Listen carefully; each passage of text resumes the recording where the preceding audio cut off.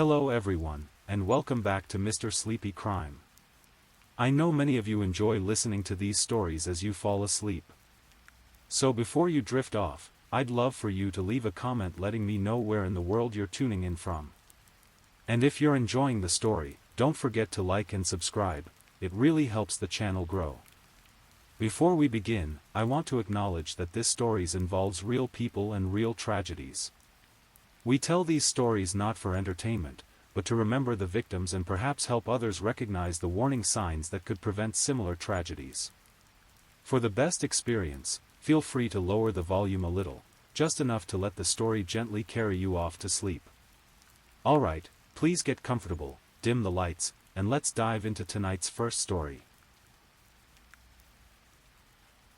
Tonight, we're going to explore one of the most chilling and complex cases in criminal history, the story of Theodore Robert Bundy, a man who wore the perfect mask of charm and intelligence while harboring one of the most disturbed minds of the 20th century.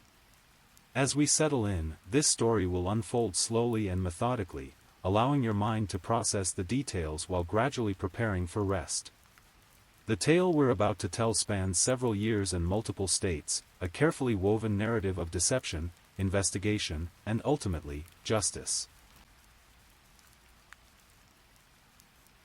Theodore Robert Bundy was born on November 24, 1946, in Burlington, Vermont, into circumstances that would shape the foundation of his complicated existence.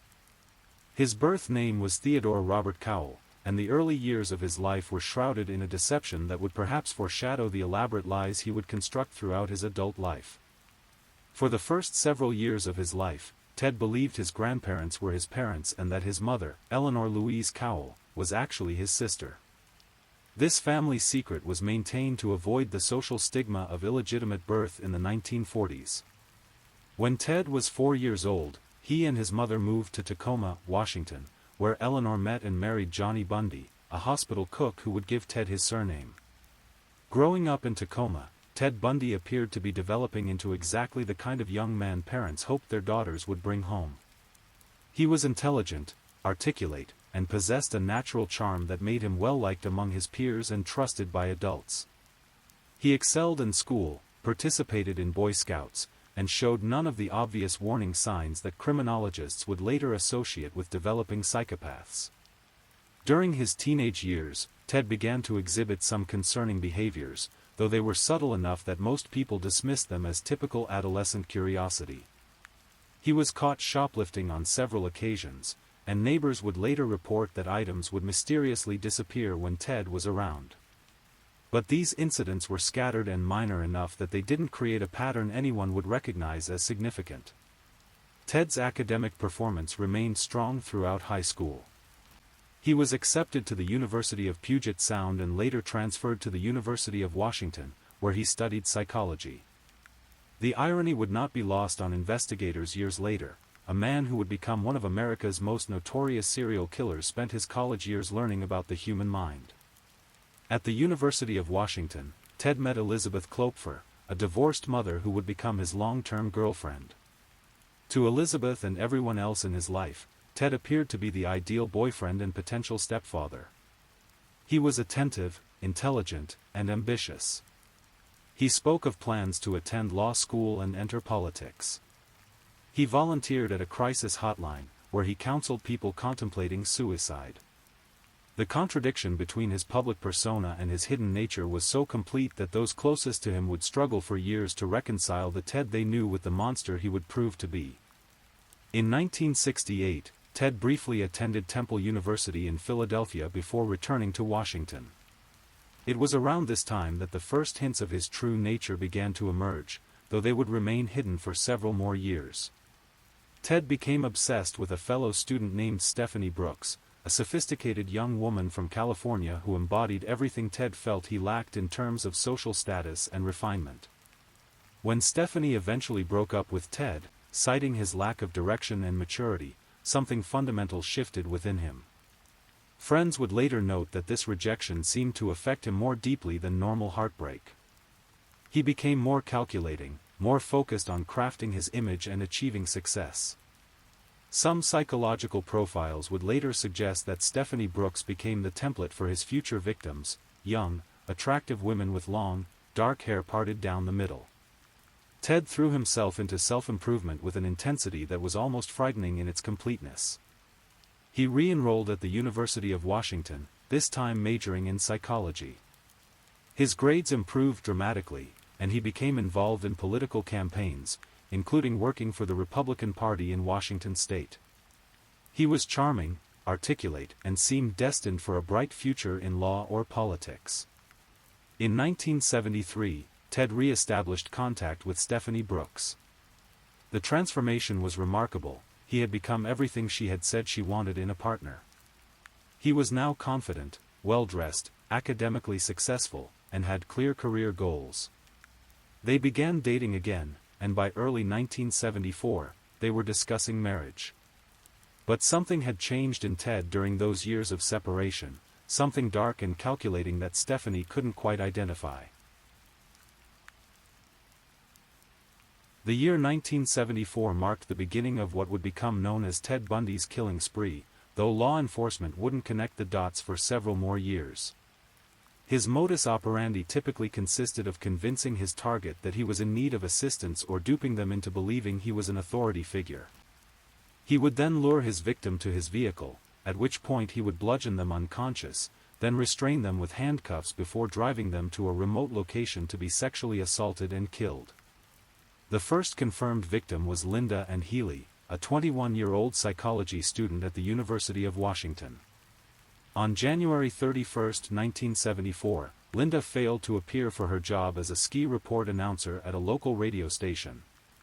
When her housemates checked her room, they found her bed carefully made, but with bloodstains on her pillow and nightgown. Linda had simply vanished from her basement bedroom, leaving behind no signs of struggle except for those telltale stains that suggested violence had occurred. The disappearance of Linda Healy sent shockwaves through the University of Washington campus, but it was just the beginning. Over the following months, young women throughout the Seattle area began disappearing with alarming frequency. Donna Gail Manson, a 19-year-old student at Evergreen State College, vanished on March 12 while walking to an on-campus jazz concert. Susan Rancourt, an 18-year-old student at Central Washington University, disappeared on April 17 after leaving her dormitory to attend a German-language film. What made these disappearances particularly unsettling was the complete lack of evidence left behind. These weren't runaways or women who had chosen to start new lives elsewhere. They were responsible students with bright futures who simply evaporated without a trace, leaving behind worried families and baffled investigators.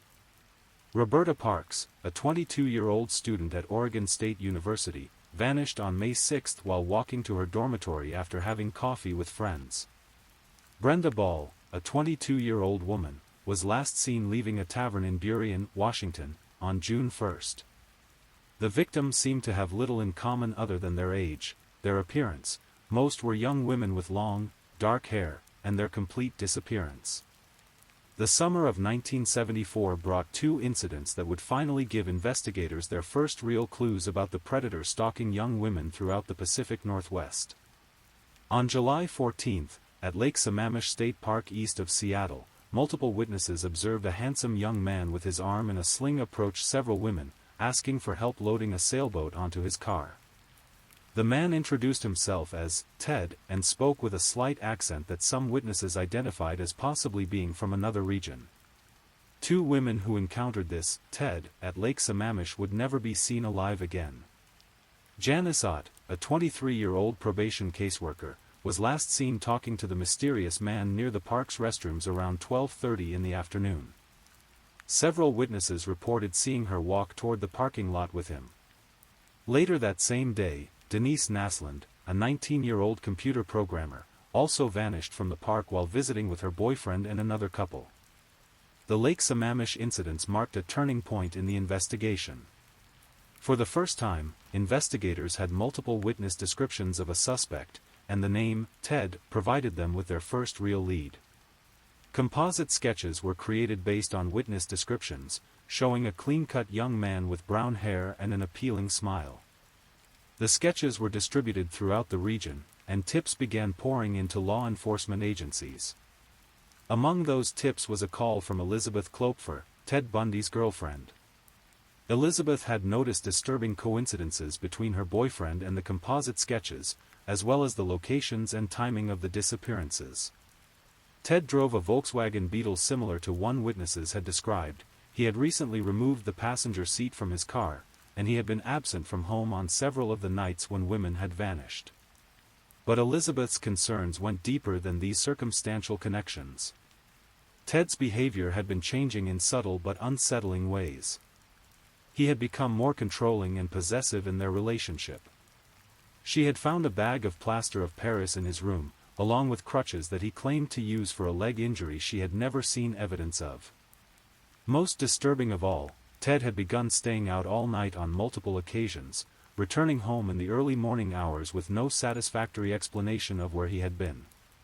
Despite these growing suspicions, Elizabeth initially hesitated to report her concerns to police. Ted was, after all, the man she had been in a relationship with for several years, someone who had integrated himself into her life and the life of her young daughter. The cognitive dissonance between the caring boyfriend she knew and the monster described in news reports was almost impossible to reconcile. When Elizabeth finally did contact the police tip line, her information was added to the hundreds of other tips they were receiving. Ted Bundy's name went into a file with thousands of other potential suspects, and the investigation continued along multiple parallel tracks. As 1974 drew to a close, the disappearances in Washington state seemed to slow, but investigators soon realized that the predator hadn't stopped killing, he had simply moved his hunting grounds. Reports began filtering in from other states about similar disappearances, young women vanishing without a trace in circumstances that bore striking resemblances to the Washington cases. In Utah, 18-year-old Nancy Wilcox disappeared from Holiday on October 2, 1974. Her body would never be found, but investigators would later connect her disappearance to the same perpetrator responsible for the Washington murders. 2 weeks later, on October 18, Melissa Smith, the 17-year-old daughter of a Midvale police chief, vanished after leaving her family's pizza restaurant. Her body was discovered 9 days later in a mountainous area east of Salt Lake City, showing signs of sexual assault and blunt force trauma to her head. The discovery of Melissa Smith's remains provided investigators with their first physical evidence in the case, but it also confirmed their worst fears about what had been happening to the missing women. The level of violence inflicted on Melissa suggested they were dealing with a predator whose attacks were escalating in both frequency and brutality. On October 31, 1974, Halloween night, 17-year-old Laura M. disappeared from Lehi, Utah. Her body was found nearly a month later in American Fork Canyon, in such an advanced state of decomposition that determining the exact cause of death was impossible. However, the location and circumstances of her disappearance clearly linked her case to the growing pattern. November 8 brought another disappearance that would prove crucial to eventually identifying the killer. Carol Duranch, an 18-year-old woman, was approached at a shopping mall in Murray, Utah, by a man claiming to be a police officer. The man, who seemed professional and legitimate, told Carol that someone had attempted to break into her car and asked her to come with him to identify the suspect. Carol's encounter with this fake police officer would prove to be different from the other cases because she survived. The man led her to a Volkswagen Beetle that he claimed was an unmarked police car, but as soon as Carol got inside, his demeanor changed completely. He attempted to handcuff her, but Carol fought back and managed to escape from the moving vehicle. Her detailed description of her attacker and his car provided investigators with their most specific information yet about the suspect. Later that same evening, just a few hours after Carol Duranch's narrow escape, 17-year-old Deborah Kent vanished from a high school play in Bountiful, Utah. Witnesses reported seeing a man with a cast on his arm asking for help in the school's parking lot around the time Deborah disappeared. The connection between the two incidents was clear. The same predator who had failed to abduct Carol Duranch had apparently succeeded in capturing another victim just hours later. As winter settled over the Mountain West, the disappearances continued across multiple states. In Colorado, 23-year-old Karen Campbell vanished from a ski resort in Snowmass on January 12, 1975. She had been attending a medical conference with her fiancé when she disappeared from a crowded hotel lobby. Her body was found a month later along a dirt road, showing the same pattern of sexual assault and head trauma that had characterized the Utah victims. The geographical spread of the crimes created significant challenges for law enforcement. In the 1970s, communication between different police departments and agencies was much more limited than it would become in later decades. Each jurisdiction was investigating their cases largely in isolation, and it took time for investigators to recognize the connections between disappearances and murders occurring hundreds of miles apart.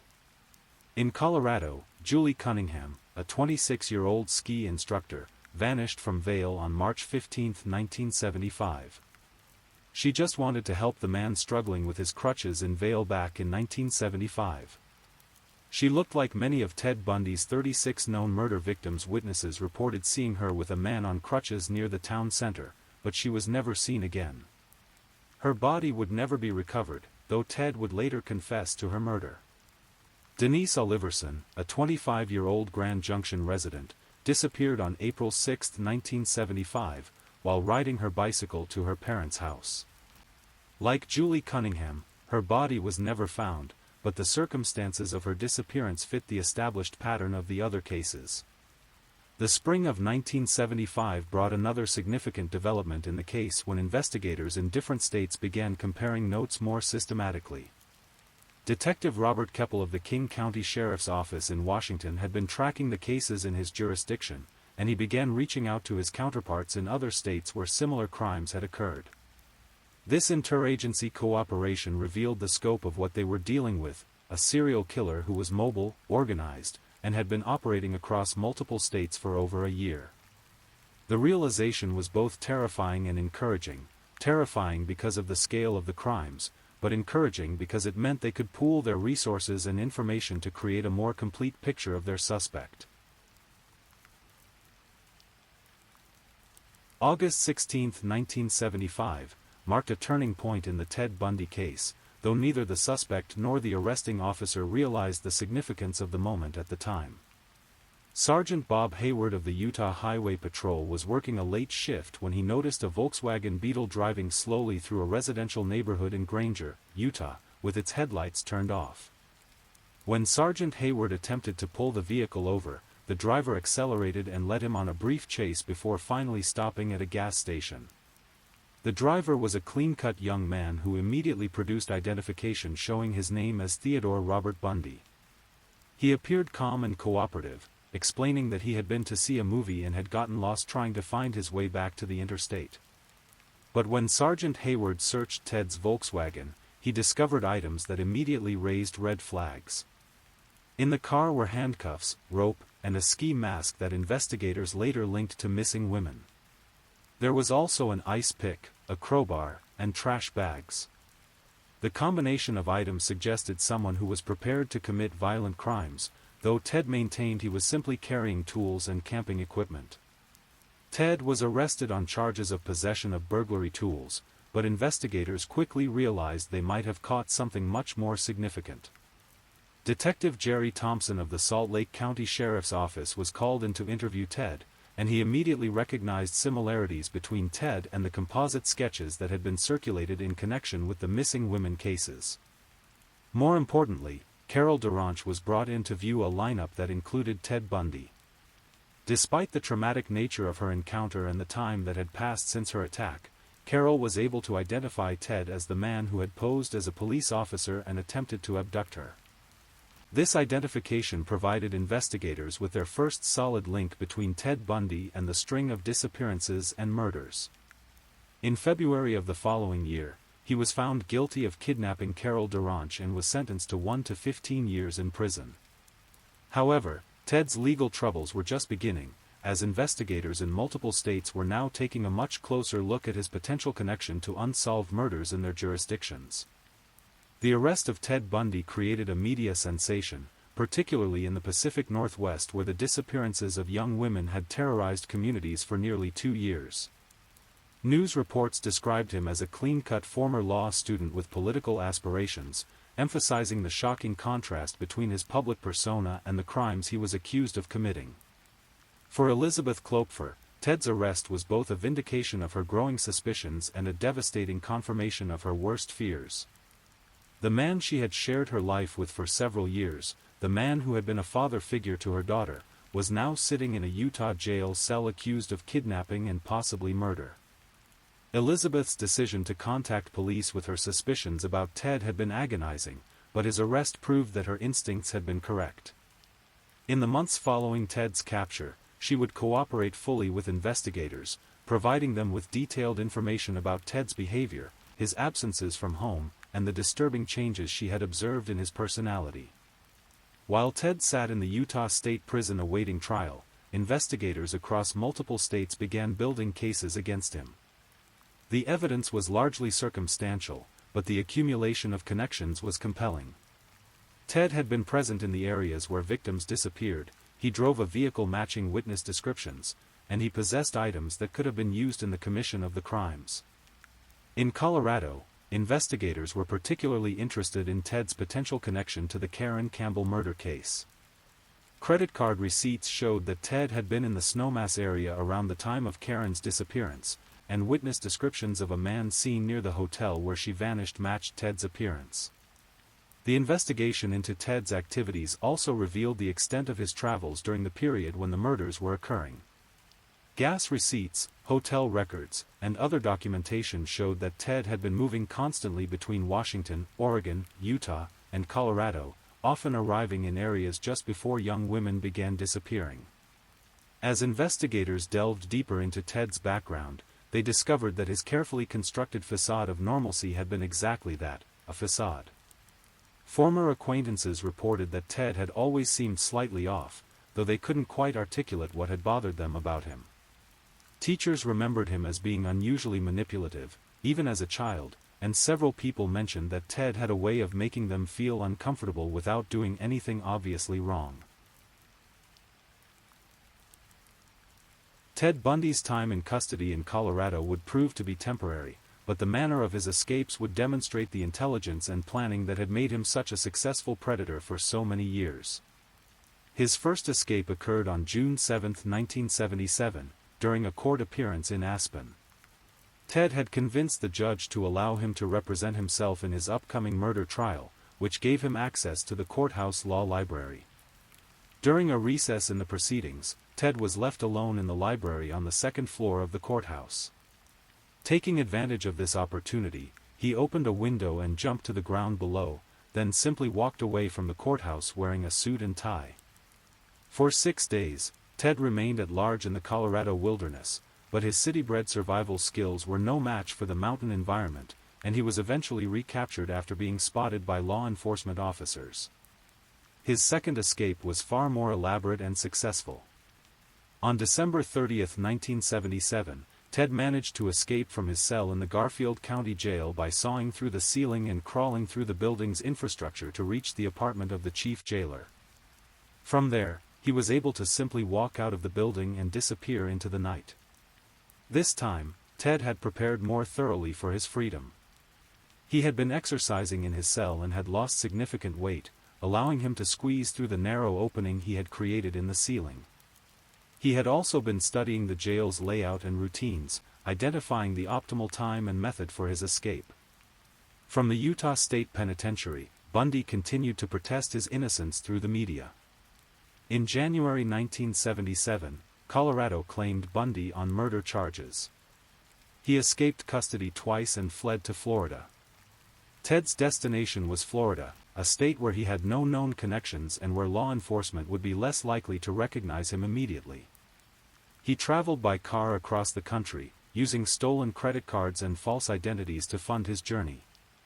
By January 1978, he had established himself in Tallahassee under the name Chris Hagen, renting a room near the Florida State University campus. The choice of Tallahassee would prove to be catastrophic for the local community. In January 1978, evil visited Tallahassee in the form of a psychopathic stalker who was later identified as one of the most vicious serial killers in modern history. Ted's time on the run had not mellowed his violent impulses. If anything, the stress of being hunted and the knowledge that his carefully constructed life was permanently destroyed had made him more dangerous than ever. On January 15, 1978, just 2 weeks after arriving in Tallahassee, Ted struck with a violence that surpassed anything in his previous crimes. Around 3 o'clock in the morning, he entered the Chi Omega sorority house at Florida State University through a door that had been left unlocked by residents returning from a night out. Inside the sorority house, Ted moved through the building like a predator, attacking sleeping residents in their beds. In the space of approximately 15 minutes, he assaulted 4 young women, killing 2 of them and leaving 2 others severely injured. The level of violence was shocking even by the standards of Ted's previous crimes. 21-year-old Margaret Bowman was found beaten to death in her bed, killed by massive head trauma inflicted with a piece of firewood that Ted had apparently brought with him. 20-year-old Lisa Levy had also been beaten and sexually assaulted before being killed. The attacks on Karen Chandler and Kathy Kleiner were equally brutal, but both women survived, though they were left with permanent physical and psychological scars. The Chi Omega attacks marked a significant escalation in Ted's behavior. Previous victims had been lured away from public spaces through Ted's manipulation and fake injuries. The sorority house attacks represented a much more dangerous predator, someone willing to enter occupied buildings and attack multiple victims in rapid succession. Just blocks away from the Chi Omega house, Ted struck again that same night. He broke into the apartment of Cheryl Thomas, a Florida State dance student, and attacked her as she slept. Cheryl survived the assault, but she was left with a fractured skull, a broken jaw, and permanent hearing loss.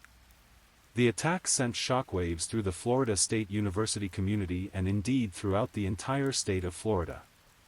The idea that a predator could enter a sorority house and attack multiple women in their beds violated every assumption about safety and security that students and parents had held. Law enforcement response was immediate and massive. The Tallahassee Police Department, the Leon County Sheriff's Office, and the Florida Department of Law Enforcement all committed significant resources to the investigation. The FBI was also brought in to assist with the case, recognizing that they were likely dealing with an experienced serial killer. Ted Bundy's final confirmed victim would be the youngest person he ever killed, and her murder would ultimately provide prosecutors with the evidence they needed to ensure his execution. 12-year-old Kimberly Leach was Ted's last victim, and her death represented the ultimate escalation of his violent behavior. On February 9, 1978, just 3 weeks after the Chi Omega attacks, Kimberly Leach disappeared from her middle school in Lake City, Florida. The 7th grader had left her classroom to retrieve a purse she had forgotten in another building when she vanished. Witnesses reported seeing a man fitting Ted's description talking to a young girl near the school, but by the time anyone realized Kimberly was missing, both she and the man were gone. The disappearance of a 12-year-old child from her school during the day represented an unprecedented level of boldness for Ted. Previous victims had been teenagers or young adults, and most had been taken from locations where their disappearance might not be immediately noticed. Taking a child from a school required a level of audacity that suggested Ted was becoming increasingly reckless as the pressure of being hunted intensified. The search for Kimberly Leach was extensive, involving hundreds of law enforcement officers and volunteers who combed through the rural areas surrounding Lake City. For weeks, there was no trace of the missing girl, and investigators feared the worst while continuing to hope for her safe return. Meanwhile, Ted was moving around northern Florida, stealing cars and using credit cards taken from previous victims to fund his activities. His behavior was becoming increasingly erratic, and the careful planning that had characterized his earlier crimes was giving way to impulsive and dangerous actions that made his capture more likely. On February 15, 1978, Ted's run finally came to an end in Pensacola, Florida. Police officer David Lee was on routine patrol when he noticed a Volkswagen Beetle that seemed to be driving erratically. When he ran the license plate, he discovered the car had been reported stolen. Officer Lee attempted to pull the vehicle over, but the driver accelerated and led him on a high-speed chase through the city. When Ted finally stopped the car and was ordered out by Officer Lee, he initially attempted to talk his way out of the situation, giving a false name and claiming he had borrowed the car from a friend. But when additional officers arrived and searched both Ted and the vehicle, they found multiple forms of identification with different names, stolen credit cards, and other evidence that this was no ordinary car thief. Within hours of his arrest, investigators realized they had captured someone much more significant than a simple car thief. Ted's fingerprints were matched to evidence from the Chi Omega crime scene, and witness descriptions of the man seen near Kimberly Leach's school matched Ted's appearance perfectly. The discovery of Kimberly Leach's body on April 13, 1978, in a state park west of Lake City, provided the final piece of evidence prosecutors needed. The advanced state of decomposition made determining the exact cause of death difficult, but the circumstances of her disappearance and the location where her body was found clearly linked her murder to Ted Bundy. Ted's capture marked the end of a killing spree that had lasted approximately 4 years and had claimed the lives of at least 30 young women across 7 states. Bundy told FBI Special Agent Bill Hagmaier he killed 30 people in California, Oregon, Washington, Idaho, Utah, Colorado, and Florida between 1973 and 1978. However, investigators suspected the actual number of victims was significantly higher, possibly exceeding 100. The relief felt by law enforcement agencies across the country was immense. For years, they had been hunting a predator who seemed to stay one step ahead of their investigations, someone who could blend seamlessly into normal society while committing the most heinous crimes imaginable. Ted's capture meant that families of victims could finally have some closure, and young women throughout the country could feel somewhat safer. Ted Bundy's legal proceedings would span nearly a decade and would become some of the most closely watched criminal trials in American history. His decision to represent himself in court provided an unprecedented opportunity for the public to observe a serial killer's mind at work, as Ted used his considerable intelligence and charm in an attempt to avoid the death penalty. The first trial began in Miami in June 1979, focusing on the Chi Omega sorority house murders. Despite overwhelming evidence against him, including eyewitness testimony, forensic evidence, and his presence in Tallahassee at the time of the murders, Ted maintained his innocence and conducted an aggressive defense. Ted's courtroom demeanor was remarkable in its apparent normalcy. He dressed impeccably, spoke articulately, and conducted himself with the confidence of an experienced attorney. Many observers found it difficult to reconcile the polite, intelligent man they saw in court with the monster described in the prosecution's case. In July 1978, Bundy was indicted in the Chi Omega sorority murders of Margaret Bowman and Lisa Levy. He faced 2 counts of first-degree murder and 3 counts of attempted murder on Kathy Kleiner, Karen Chandler, and a university student who lived several blocks away from the sorority house. The evidence presented during the trial painted a comprehensive picture of Ted's crimes. Survivors Karen Chandler and Kathy Kleiner testified about their attacks, providing horrifying first-hand accounts of Ted's violence. Forensic experts testified about bite mark evidence found on Lisa Levy's body that matched Ted's dental impressions. Eyewitnesses testified about seeing Ted near the Chi Omega house on the night of the murders. Despite this overwhelming evidence, Ted continued to maintain his innocence and to present alternative theories about who might have committed the crimes. His cross-examinations of witnesses were often effective, demonstrating his intelligence and legal knowledge, but they could not overcome the mountain of evidence against him. On July 23, 1979, after deliberating for less than 7 hours, the jury found Ted Bundy guilty on all counts related to the Chi Omega murders. The penalty phase of the trial began immediately, during which the jury would determine whether Ted should receive the death penalty or life in prison. The penalty phase testimony included impact statements from the families of the victims, which provided some of the most emotionally powerful moments of the entire trial. The parents and siblings of Margaret Bowman and Lisa Levy described the devastating impact their daughter's murders had had on their lives, and the survivors testified about the ongoing physical and psychological effects of their attacks. On July 31, 1979, the jury recommended the death penalty for Ted Bundy, a sentence that Judge Edward Cowart formally imposed. In one of the most memorable moments in American criminal justice history, Judge Cowart told Ted, "Take care of yourself, young man. I say that to you sincerely, take care of yourself, please." It is an utter tragedy for this court to see such a total waste of humanity as I've experienced in this courtroom. The second trial, focusing on the murder of Kimberly Leach, began in January 1980 in Orlando, Florida. This trial was in many ways even more emotionally difficult than the first, as it involved the murder of a child. The evidence against Ted was equally compelling, including eyewitness testimony from people who had seen him near Kimberly's school and forensic evidence linking him to her death. Ted's defense in the Kimberly Leach trial was notably different from his approach in the Chi Omega case. By this point, the reality of his situation had apparently begun to sink in, and his courtroom demeanor was less confident and more desperate. He continued to maintain his innocence, but his arguments were less polished and less convincing than they had been in the previous trial. The jury in the Kimberly Leach trial also found Ted guilty and recommended the death penalty, giving him his second death sentence. With his legal options rapidly running out, Ted began the lengthy appeals process that would characterize the final decade of his life.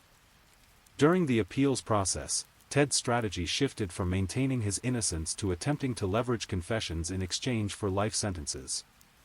As his execution dates approached and were stayed by various appeals, Ted began reaching out to investigators with offers to provide information about unsolved cases. These confessions came slowly and were often incomplete or misleading. Ted seemed to enjoy the attention and power that his knowledge gave him, and he would parcel out information in ways that maximized his control over the situation. He would confirm some murders while denying others, provide details about some victims while claiming not to remember others. In his final days, as his last appeals were exhausted and his execution date approached, Ted accelerated his confessions. He met with investigators from multiple states, providing details about murders that had never been solved and helping families gain some closure about the fates of their missing daughters. Over the next several days, Bundy confessed to various law enforcement agents. These confessions revealed the true scope of his crimes, confirming investigators' suspicions that his victim count was much higher than the cases for which he had been prosecuted. As Ted Bundy's execution date approached, the atmosphere around Florida State Prison became increasingly intense. Protesters both supporting and opposing the death penalty gathered outside the prison walls, creating a circus-like atmosphere that reflected the enormous public interest in the case. Within hours of that final denial, a firm execution date of January 24, 1989, was announced. Bundy's journey through the appeals courts had been unusually rapid for a capital murder case, reflecting both the strength of the evidence against him and the heinous nature of his crimes. In his final weeks, Ted's behavior underwent a dramatic transformation. The confident, manipulative persona he had maintained for years began to crumble as the reality of his impending execution set in. He became increasingly desperate to avoid death, offering to confess to additional murders in exchange for life imprisonment. Dr. James Dobson, a prominent Christian psychologist, interviewed Ted just hours before his execution. In this final interview, Ted attempted to blame his crimes on pornography, claiming that exposure to violent sexual material had gradually warped his mind and led him to commit murder. Many experts dismissed this explanation as a final manipulation, an attempt to gain sympathy and shift responsibility away from his own choices. The confessions Ted provided in his final days revealed the true scope of his crimes. He admitted to murders in Washington, Oregon, Utah, Colorado, and Florida, providing details that only the killer could have known. He described how he had refined his techniques over the years, learning from each crime to become more efficient and avoid detection. One of the most chilling aspects of these final confessions was Ted's matter-of-fact description of his crimes. He spoke about murder with the same tone he might use to discuss a business transaction, revealing the complete absence of empathy that had allowed him to kill so many young women without apparent remorse. Ted also revealed details about victims whose bodies had never been found. He described remote locations where he had disposed of remains, providing closure for families who had spent years wondering about the fate of their missing daughters. However, even in these final confessions, Ted continued to play games, sometimes providing misleading information or withholding details that might have helped solve additional cases. On the evening of January 23, 1989, Ted's attorney made one final appeal to the governor of Florida, requesting a stay of execution to allow Ted more time to confess to additional murders. The governor denied this request, stating that Ted had had more than enough time to provide whatever information he possessed. As midnight approached on January 24, 1989, Ted was moved to the death chamber at Florida State Prison. Outside the prison, crowds had gathered to witness this historic moment. Some protesters opposed the death penalty on principle, while others celebrated the impending execution of one of America's most notorious serial killers. At 7:16 a.m. on January 24, 1989, Theodore Robert Bundy was executed in the electric chair at Florida State Prison. His last words were reportedly directed to his attorney, "Give my love to my family and friends."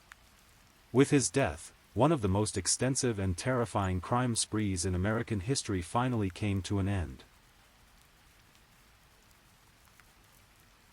The execution of Ted Bundy marked the end of a chapter that had terrorized communities across multiple states for more than a decade, but the impact of his crimes would continue to reverberate for years to come.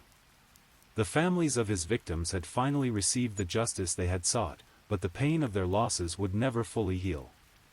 For law enforcement, the Bundy case became a watershed moment that changed how serial crimes were investigated.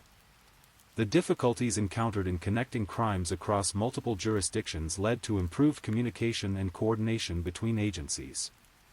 The FBI's Behavioral Science Unit used the Bundy case as a foundation for developing better profiles of serial killers and understanding their behavior patterns.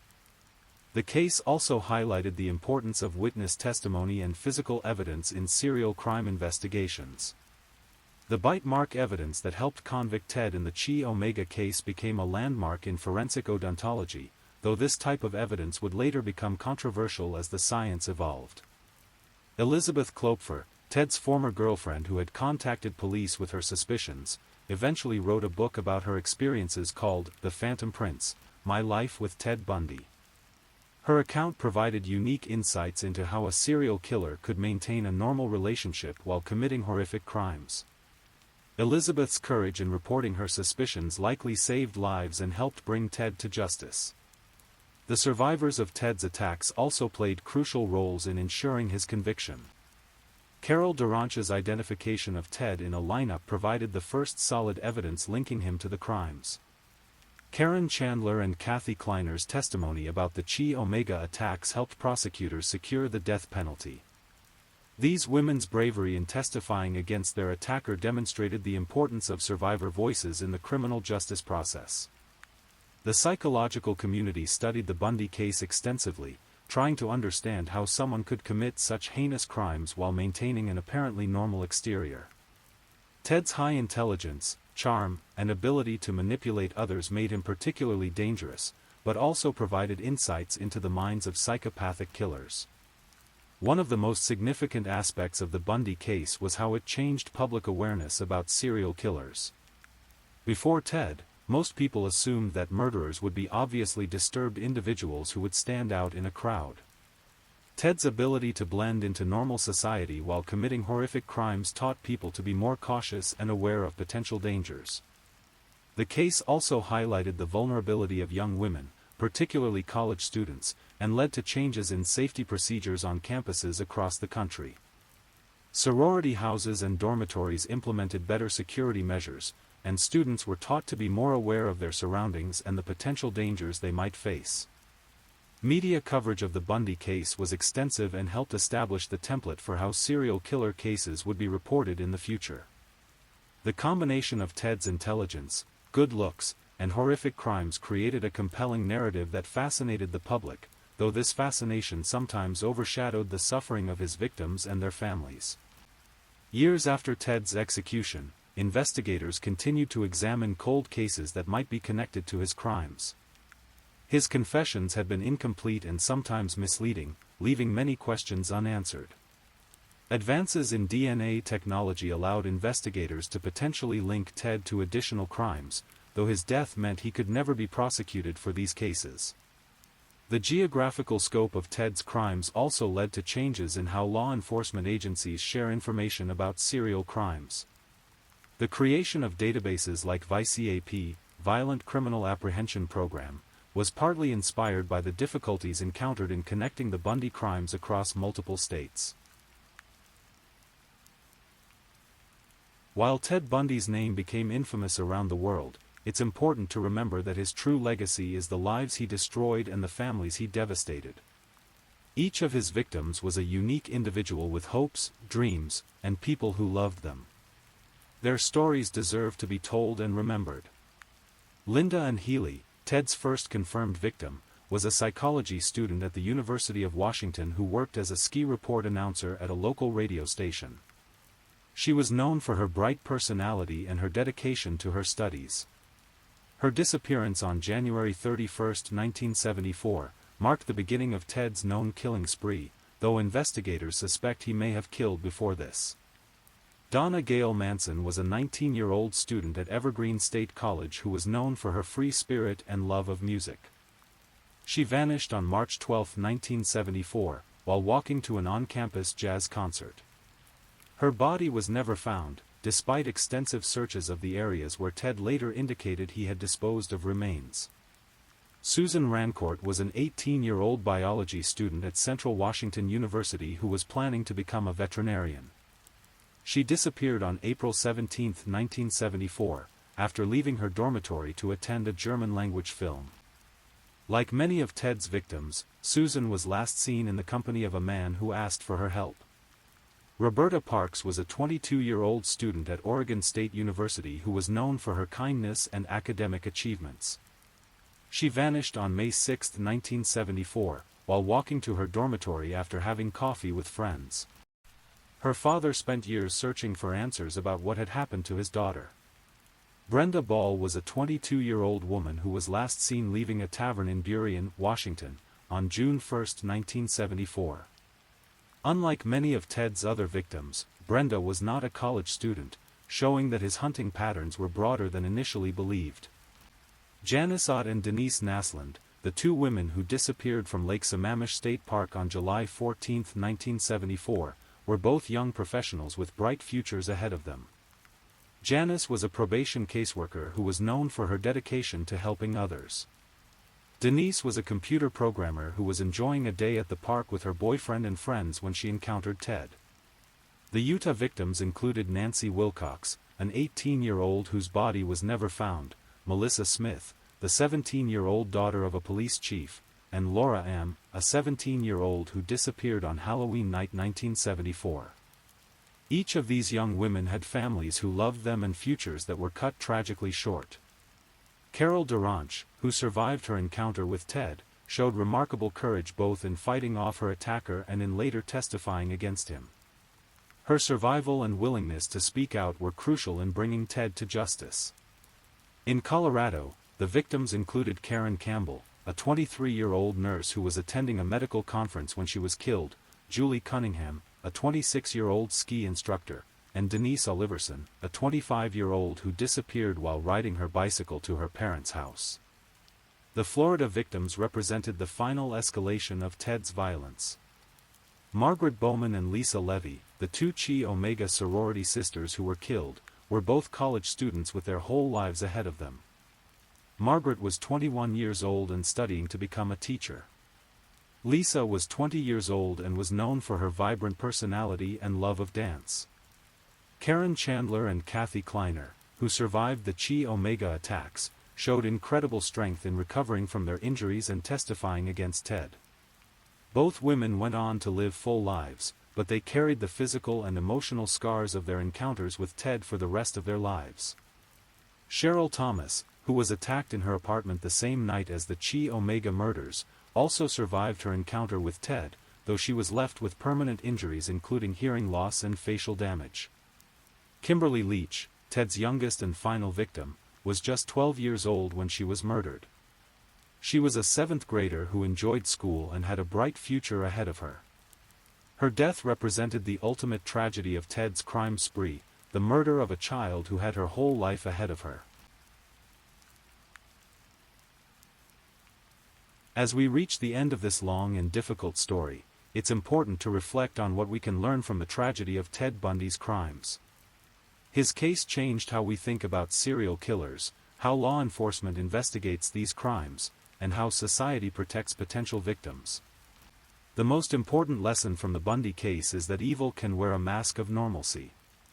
Ted's ability to appear charming, intelligent, and trustworthy while committing horrific crimes serves as a reminder that we cannot always judge people by their appearances or public personas. The people in our lives who seem most normal may be hiding the darkest secrets. The case also demonstrates the importance of trusting our instincts when something feels wrong.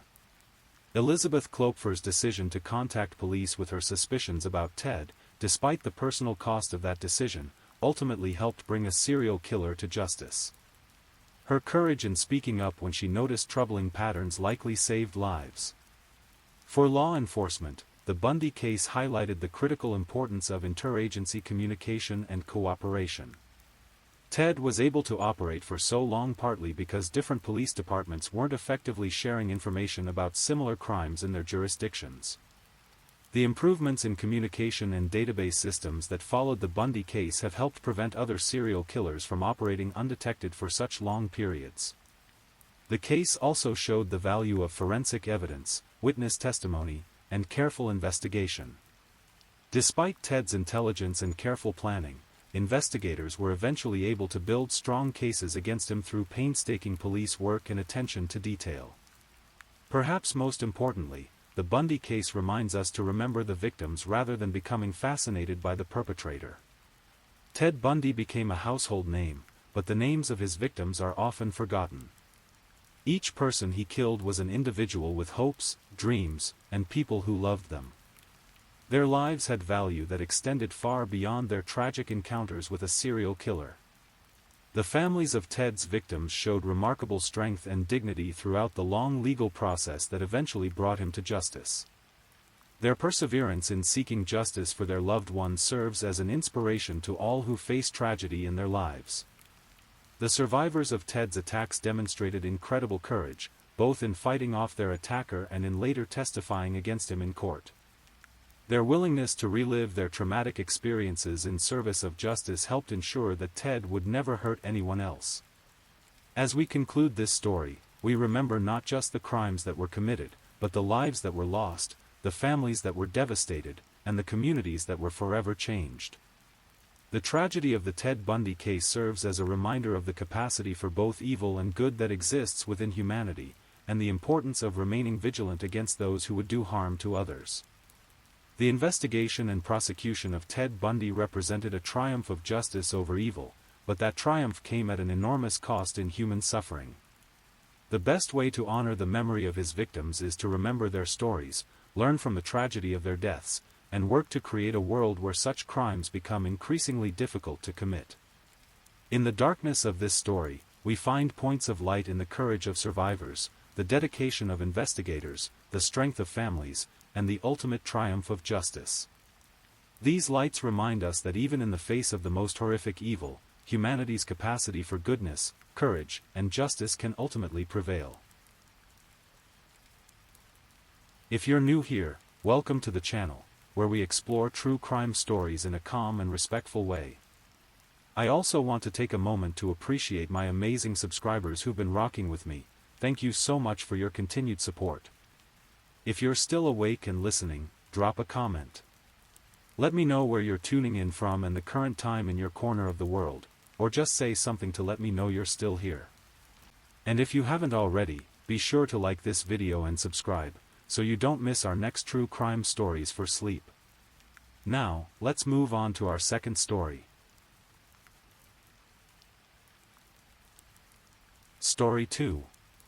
In the quiet suburban streets of Port St. Lucie, Florida, summer evenings typically brought the gentle hum of air conditioners and the distant laughter of children playing in backyards. It was the kind of place where neighbors knew each other's names, where front doors were left unlocked, and where the most exciting thing that happened on a Saturday night was a barbecue or a high school football game. But on July 16, 2011, one house on Northeast Grandeur Avenue would become the center of one of the most disturbing crimes in the area's history. It wasn't a crime of passion, nor was it a random act of violence. It was something far more calculated, far more chilling, a crime that would reveal the darkest corners of a teenager's mind and leave a community questioning everything they thought they knew about the family next door. Blake Hadley was 54 years old, a man who had worked hard his entire life to provide for his family. Those who knew him described him as quiet but dependable, the kind of person who showed up when he said he would and kept his word. He wasn't flashy or particularly outgoing, but he was steady, a quality that had served him well in both his career and his marriage. Mary Jo Hadley, at 47, was the heart of the household. She was the one who remembered birthdays, who made sure everyone had what they needed, who tried to keep the peace when tensions arose. Friends would later describe her as caring, sometimes to a fault, always trying to see the best in people even when that optimism wasn't necessarily warranted. Their son Tyler was 17, a teenager navigating the complicated waters of adolescence in a way that seemed, from the outside, fairly typical. He was born prematurely on December 16, 1993, and had spent his earliest days in the hospital fighting for his life. Perhaps that early struggle had shaped something in him, or perhaps the challenges that would emerge later were simply the result of a mind that processed the world differently than most. Tyler's childhood had been marked by behavioral issues that his parents had tried desperately to address. There had been counseling sessions, medications, attempts to find the right combination of support and structure that would help their son find his way. Like many parents dealing with a troubled child, Blake and Mary Jo had likely spent countless sleepless nights wondering what they could do differently, what they might have missed, how they could help their son become the person they hoped he could be. The family lived in a modest single-story home, the kind of place that represented the American dream, not extravagant, but comfortable, a place where a family could build memories and grow together. The walls held photos of birthdays and holidays, of Tyler as a young boy before the troubles began, of moments when things seemed simpler and more hopeful. In the weeks leading up to that fateful July evening, Tyler had been formulating a plan. It wasn't a sudden decision born of anger or frustration, it was something he had thought about, considered from different angles, refined in his mind until it became not just a possibility, but an inevitability in his thinking. The catalyst, as far as anyone could determine later, was surprisingly mundane. Tyler wanted to throw a party.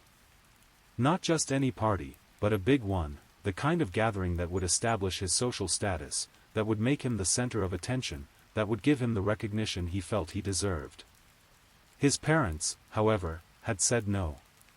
For most teenagers, parental disapproval of a party would result in sulking, arguing, perhaps some creative negotiation or sneaking around.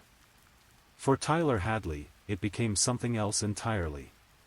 In his mind, his parents weren't just saying no to a party, they were standing in the way of everything he wanted, everything he felt entitled to have. The planning phase revealed the calculating nature of what was to come. This wasn't an impulsive act driven by rage, it was premeditated, thought out, organized. Tyler considered methods, timing, logistics. He thought about how he would do it, when he would do it, and perhaps most chillingly, what he would do afterward. The method he settled on was brutally simple, a hammer. It was a tool that was readily available, that wouldn't raise suspicions if someone saw him with it, that would accomplish what he intended with a terrible efficiency. The choice spoke to a mindset that was both practical and deeply disturbing. He wasn't choosing a weapon in the heat of passion, but selecting a tool for a job he intended to complete. Saturday, July 16th, began like many summer days in Florida, hot, humid, with the promise of afternoon thunderstorms building on the horizon. For Blake and Mary Jo Hadley, it was likely just another weekend day, a chance to relax, maybe catch up on some household projects, perhaps spend some quiet time together.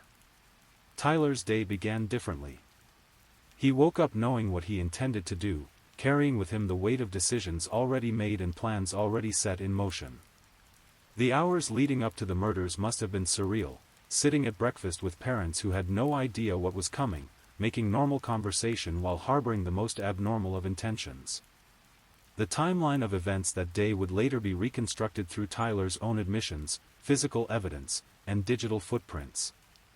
At 1:15 in the afternoon, Tyler posted on his Facebook account, "Party at my crib tonight, maybe." The ellipsis and the word "maybe" would later take on a sinister significance. He already knew what had to happen first. The murders themselves took place in the late afternoon or early evening. Tyler attacked his parents with a hammer, striking them repeatedly until they were dead. The brutality of the method was matched only by the calculated nature of what followed. This wasn't a crime of passion that ended in panic and flight, it was the first phase of a larger plan. Blake Hadley was found later underneath a chair in the master bedroom. Mary Jo was discovered beneath a calendar.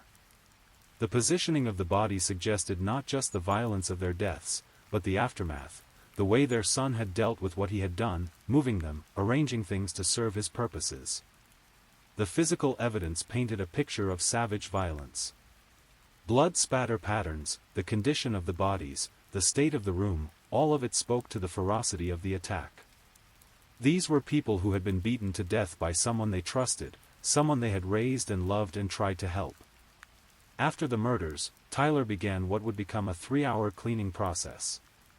This wasn't the panicked attempt of someone trying to cover up a crime, it was methodical, purposeful, designed not to eliminate evidence but to make the house presentable for what came next. He cleaned blood from surfaces, mopped floors, organized and rearranged. He locked the master bedroom, sealing his parents' bodies inside. By 8:15 that evening, his Facebook status had been updated again. This time, the message was definitive: "Party at my house, Mew." The abbreviation Mew, "hit me up," was an invitation. Tyler Hadley had murdered his parents and was now ready to celebrate.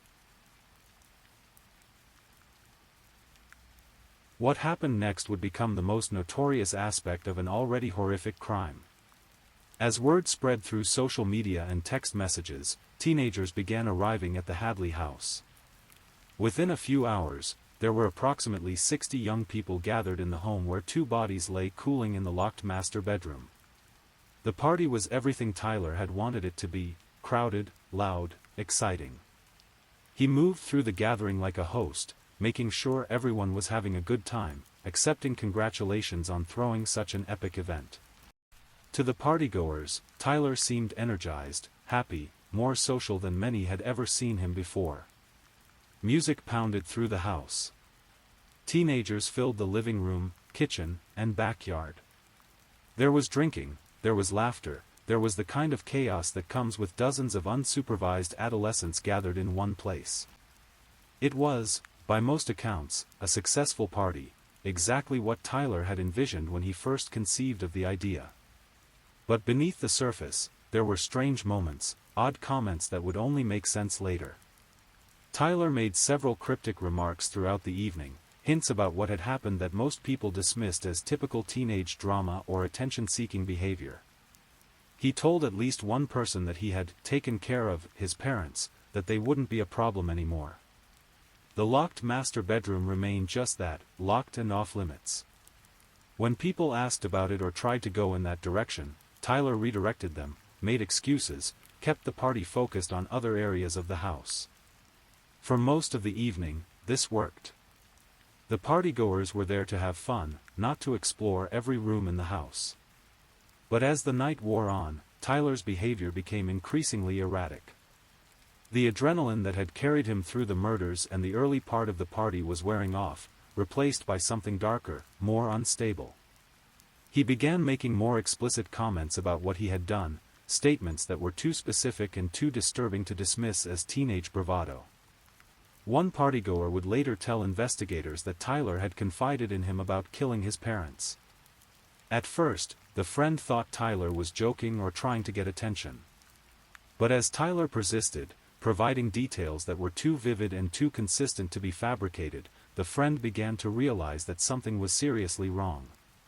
Another party attendee reported seeing what appeared to be a leg sticking out from under a pile of items in the master bedroom during a brief moment when the door was open.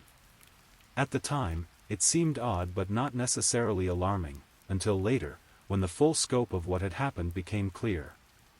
The party continued until the early hours of Sunday morning. As people began to leave, Tyler's demeanor shifted again. The high of hosting the event, of being the center of attention, was fading, leaving behind the reality of what he had done and what would inevitably come next. In the days following the party, whispers began to spread among the teenagers who had attended. Tyler's comments, his behavior, the strange atmosphere that had pervaded parts of the evening, it all started to coalesce into a disturbing picture that was hard to ignore. Michael Mandel, one of Tyler's friends who had been at the party, found himself increasingly troubled by what he had heard and seen. Tyler had told him directly about the murders, and while Michael had initially been skeptical, the details were too consistent, too specific, too disturbing to dismiss. The weight of this knowledge became unbearable for Michael. He was 17 years old, carrying the burden of information that could solve a double murder, but also information that would destroy the life of someone he considered a friend. The moral complexity of the situation was overwhelming: loyalty to a friend versus responsibility to the victims, to the community, to justice itself. Finally, unable to carry the burden any longer, Michael made the decision that would bring Tyler's brief freedom to an end. He called the police and told them what Tyler had confided to him about murdering his parents. The call came into the St. Lucie County Sheriff's Office on July 17, just one day after the murders and the party. Michael's report was detailed and credible enough to warrant immediate investigation. Officers were dispatched to the Hadley home to conduct a welfare check on Blake and Mary Jo. When police arrived at the house, they found Tyler alone. The evidence of the party was still visible: empty cups, party debris, the detritus of a gathering that had hosted dozens of teenagers just hours before. But Tyler's parents were nowhere to be found, and Tyler's explanations for their absence were vague and inconsistent. The officers' suspicions were aroused by Tyler's demeanor and by the obvious signs that something was amiss. They asked permission to search the house, and Tyler, perhaps believing he had cleaned up well enough to avoid detection, agreed. The search didn't take long. The locked master bedroom, which Tyler claimed was off-limits because his parents were sleeping, told a different story when officers finally gained entry. The scene inside was devastating: 2 bodies, evidence of extreme violence, and the unmistakable signs of an attempt to conceal what had happened. Blake and Mary Jo Hadley had been dead for nearly 24 hours by the time their bodies were discovered. They had been killed by someone they trusted, hidden away while their home was invaded by dozens of strangers. Their deaths turned into the backdrop for their killer's celebration. The investigation into the Hadley murders moved swiftly, helped by Tyler's own admissions and the physical evidence at the scene. The crime scene told a story of premeditation and extreme violence, while Tyler's behavior in the aftermath revealed a level of callousness that shocked even experienced investigators. Tyler was arrested and charged with 2 counts of first-degree murder. The evidence against him was overwhelming: his own confessions, the physical evidence at the scene, the testimony of multiple witnesses who had heard him admit to the crimes, and the digital trail of his social media posts that had advertised the party. During questioning, Tyler provided details about how he had planned and carried out the murders. He described his motivations, his methods, and his actions afterward with a matter-of-fact tone that disturbed investigators. There was no apparent remorse, no emotional recognition of the magnitude of what he had done. The autopsy results revealed the extent of the violence that Blake and Mary Jo had endured. Both victims had suffered multiple blunt force trauma injuries consistent with being beaten with a hammer. The medical examiner determined that they had died from their injuries, and that the attack had been sustained and brutal. Crime scene analysts worked to reconstruct the sequence of events, mapping blood spatter patterns, analyzing the positioning of furniture and personal items, documenting every aspect of the scene. The evidence painted a picture of a prolonged attack followed by a methodical cleanup, all in service of Tyler's plan to throw his party. The digital evidence was equally damning. Tyler's Facebook posts provided a timeline that correlated perfectly with the physical evidence and witness testimony.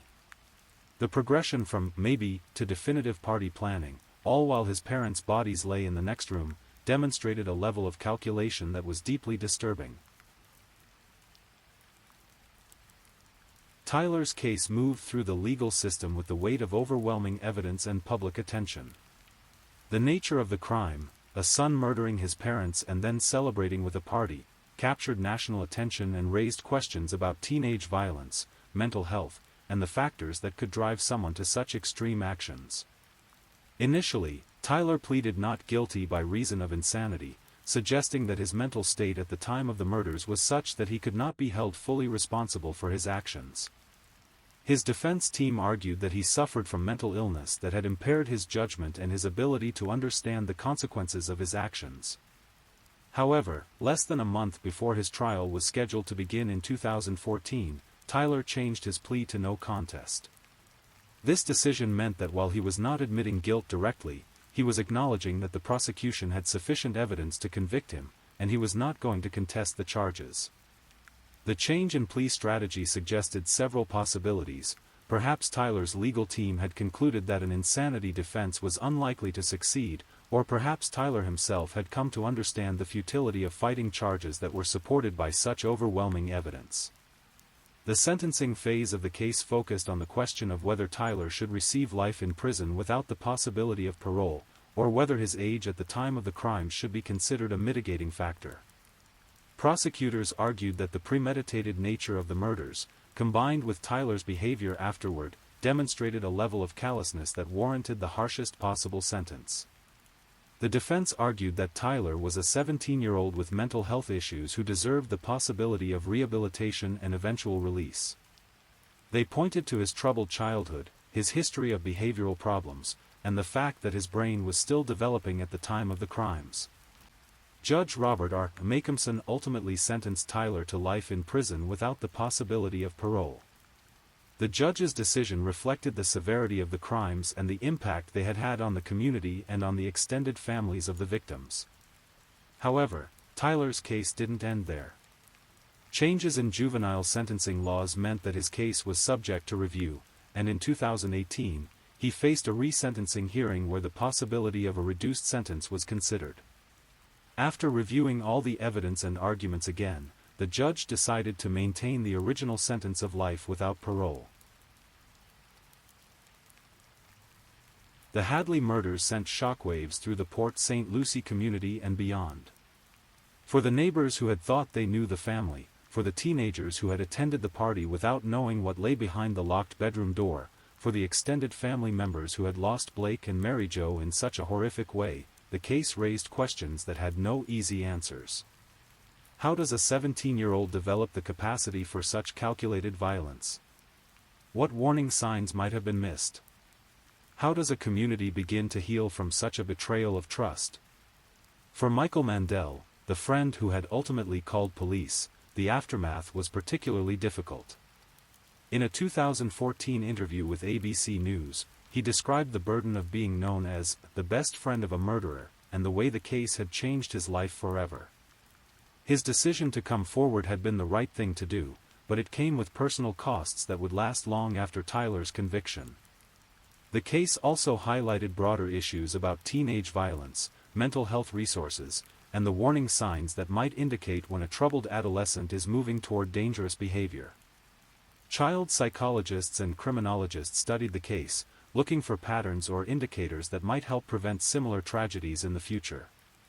Blake and Mary Jo Hadley's extended family members were left to grapple with a loss that was both devastating and incomprehensible. They had lost two people they loved, killed by someone they had also loved, their own son, nephew, grandson.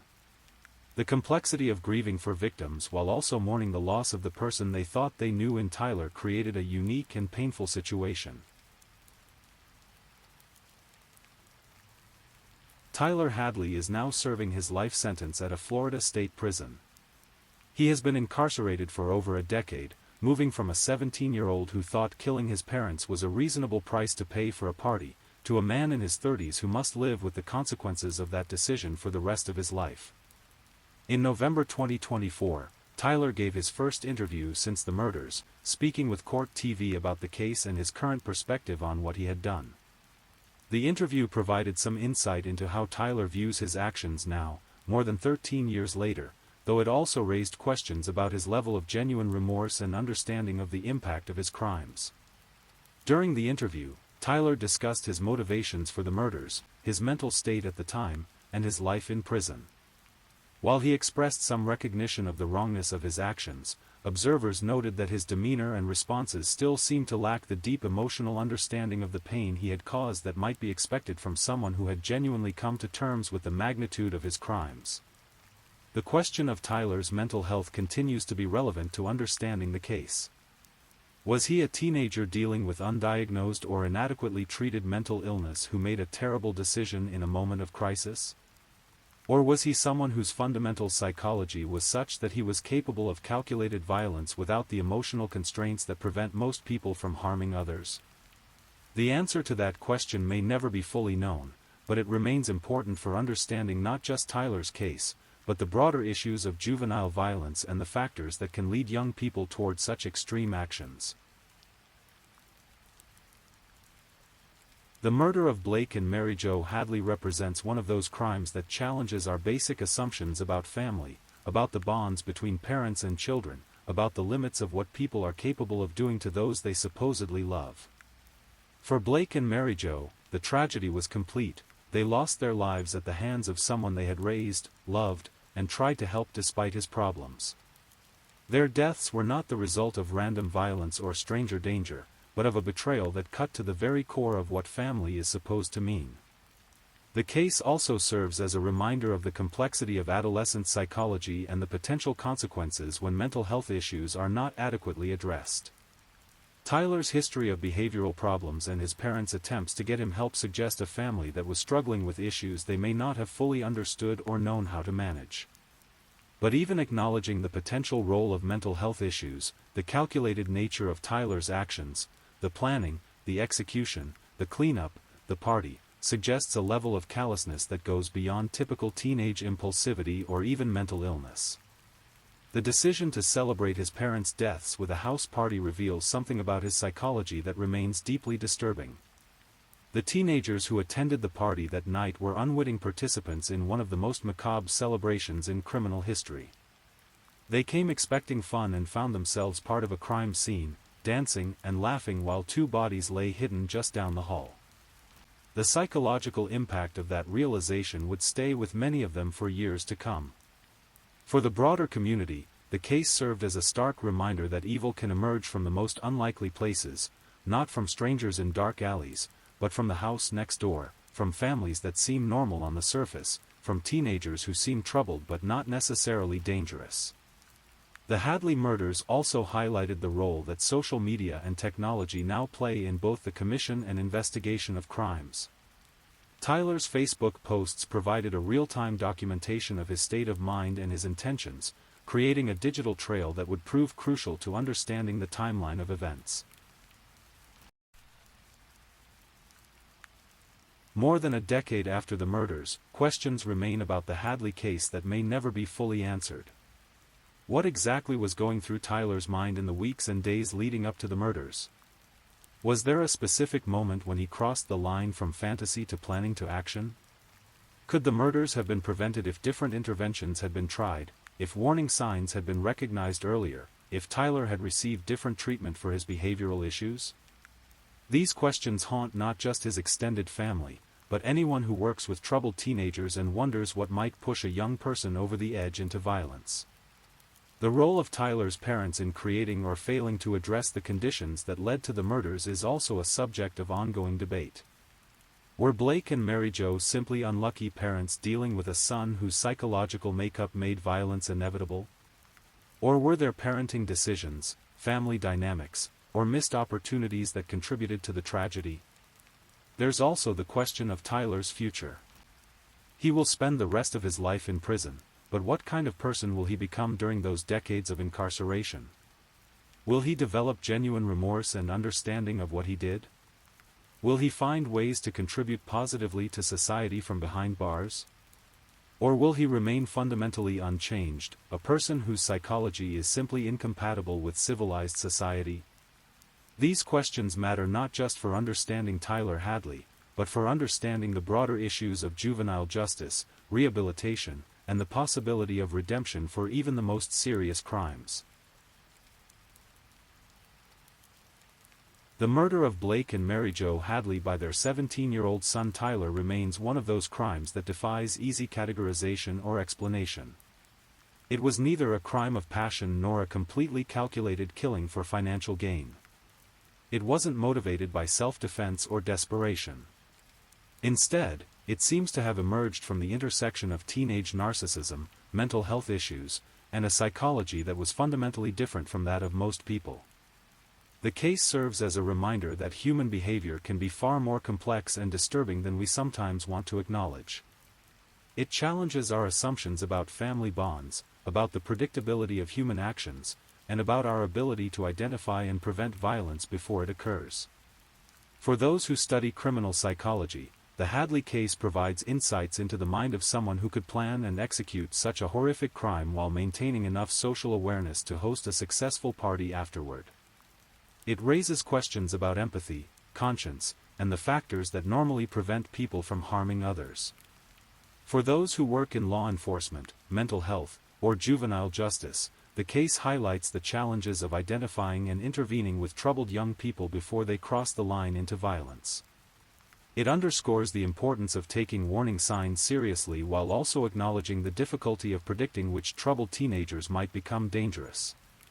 For the general public, the Hadley murders serve as a sobering reminder that evil can emerge from unexpected places and that the people we think we know may be capable of actions we could never have imagined.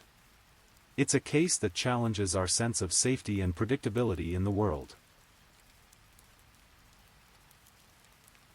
Today, more than 13 years after Blake and Mary Jo Hadley were murdered by their son, the case continues to resonate in discussions about juvenile crime, family violence, and the limits of rehabilitation. It has been the subject of numerous documentaries, podcast episodes, and true crime analyses, each attempting to make sense of a crime that seems to defy understanding. The house on Northeast Grandeur Avenue where the murders took place has changed hands, but for those who lived in the neighborhood at the time, it remains a reminder of that terrible July night when 60 teenagers partied while 2 bodies lay hidden in a locked bedroom. For the criminal justice system, Tyler Hadley represents the challenge of dealing with juvenile offenders who commit adult crimes. His case contributed to ongoing debates about appropriate sentencing for minors, the possibility of rehabilitation for violent offenders, and the balance between punishment and the recognition that teenage brains are still developing. For researchers and professionals working in the field of adolescent psychology, the case provides a stark example of how mental health issues, family dysfunction, and individual psychology can combine in ways that produce devastating results. It underscores the importance of early intervention and the challenges of predicting and preventing violence. Perhaps most importantly, the case serves as a memorial to Blake and Mary Jo Hadley, 2 people who lost their lives in the most terrible way imaginable. They were not perfect parents, no parents are, but they were people who loved their son and tried to help him despite his problems. Their deaths were a tragedy not just because of the violence involved, but because of the betrayal of trust that made that violence possible. In the end, the murder of Blake and Mary Jo Hadley by Tyler Hadley remains a case that challenges our understanding of human nature, family bonds, and the capacity for evil that can exist even in the most unexpected places. It's a reminder that beneath the surface of ordinary suburban life, darkness can lurk in ways we never anticipate, and that the people we think we know best may be capable of actions we could never imagine. The story of that terrible July night in Port St. Lucie serves as both a cautionary tale and a tribute to the victims, a reminder that behind every true crime story are real people whose lives were cut short, whose families were destroyed, and whose memories deserve to be honored even as we try to understand the incomprehensible actions that took them from us. As we close this account of one of the most disturbing family murders in recent memory, we're left with the sobering recognition that some questions may never have satisfactory answers, that some crimes may never be fully understood, and that the capacity for both love and evil within the human heart remains one of life's most profound and troubling mysteries. I'm just putting it out there. If you're still awake and listening, drop a comment. Let me know where you're tuning in from, the time in your part of the world, or just say something to let me know you're still with me. And of course, if you haven't already, like this video and subscribe so you don't miss the next true crime story for sleep. Now, let's move on to our third story. Story 3. In the quiet suburbs of Spring, Texas, nestled within the peaceful Burnham Woods subdivision, morning routines typically unfold with predictable comfort. Children wake to the smell of breakfast, parents rush through their preparations for work, and the sounds of a neighborhood stirring to life create a familiar symphony. But on the morning of July 28, 2022, this tranquil rhythm would be shattered by a discovery so shocking that it would haunt investigators, neighbors, and anyone who heard the story for years to come. It was 5:20 in the morning when the call came into the Harris County Sheriff's Office. A 7-year-old boy named Troy Culler was missing from his family's home on Rosegate Drive.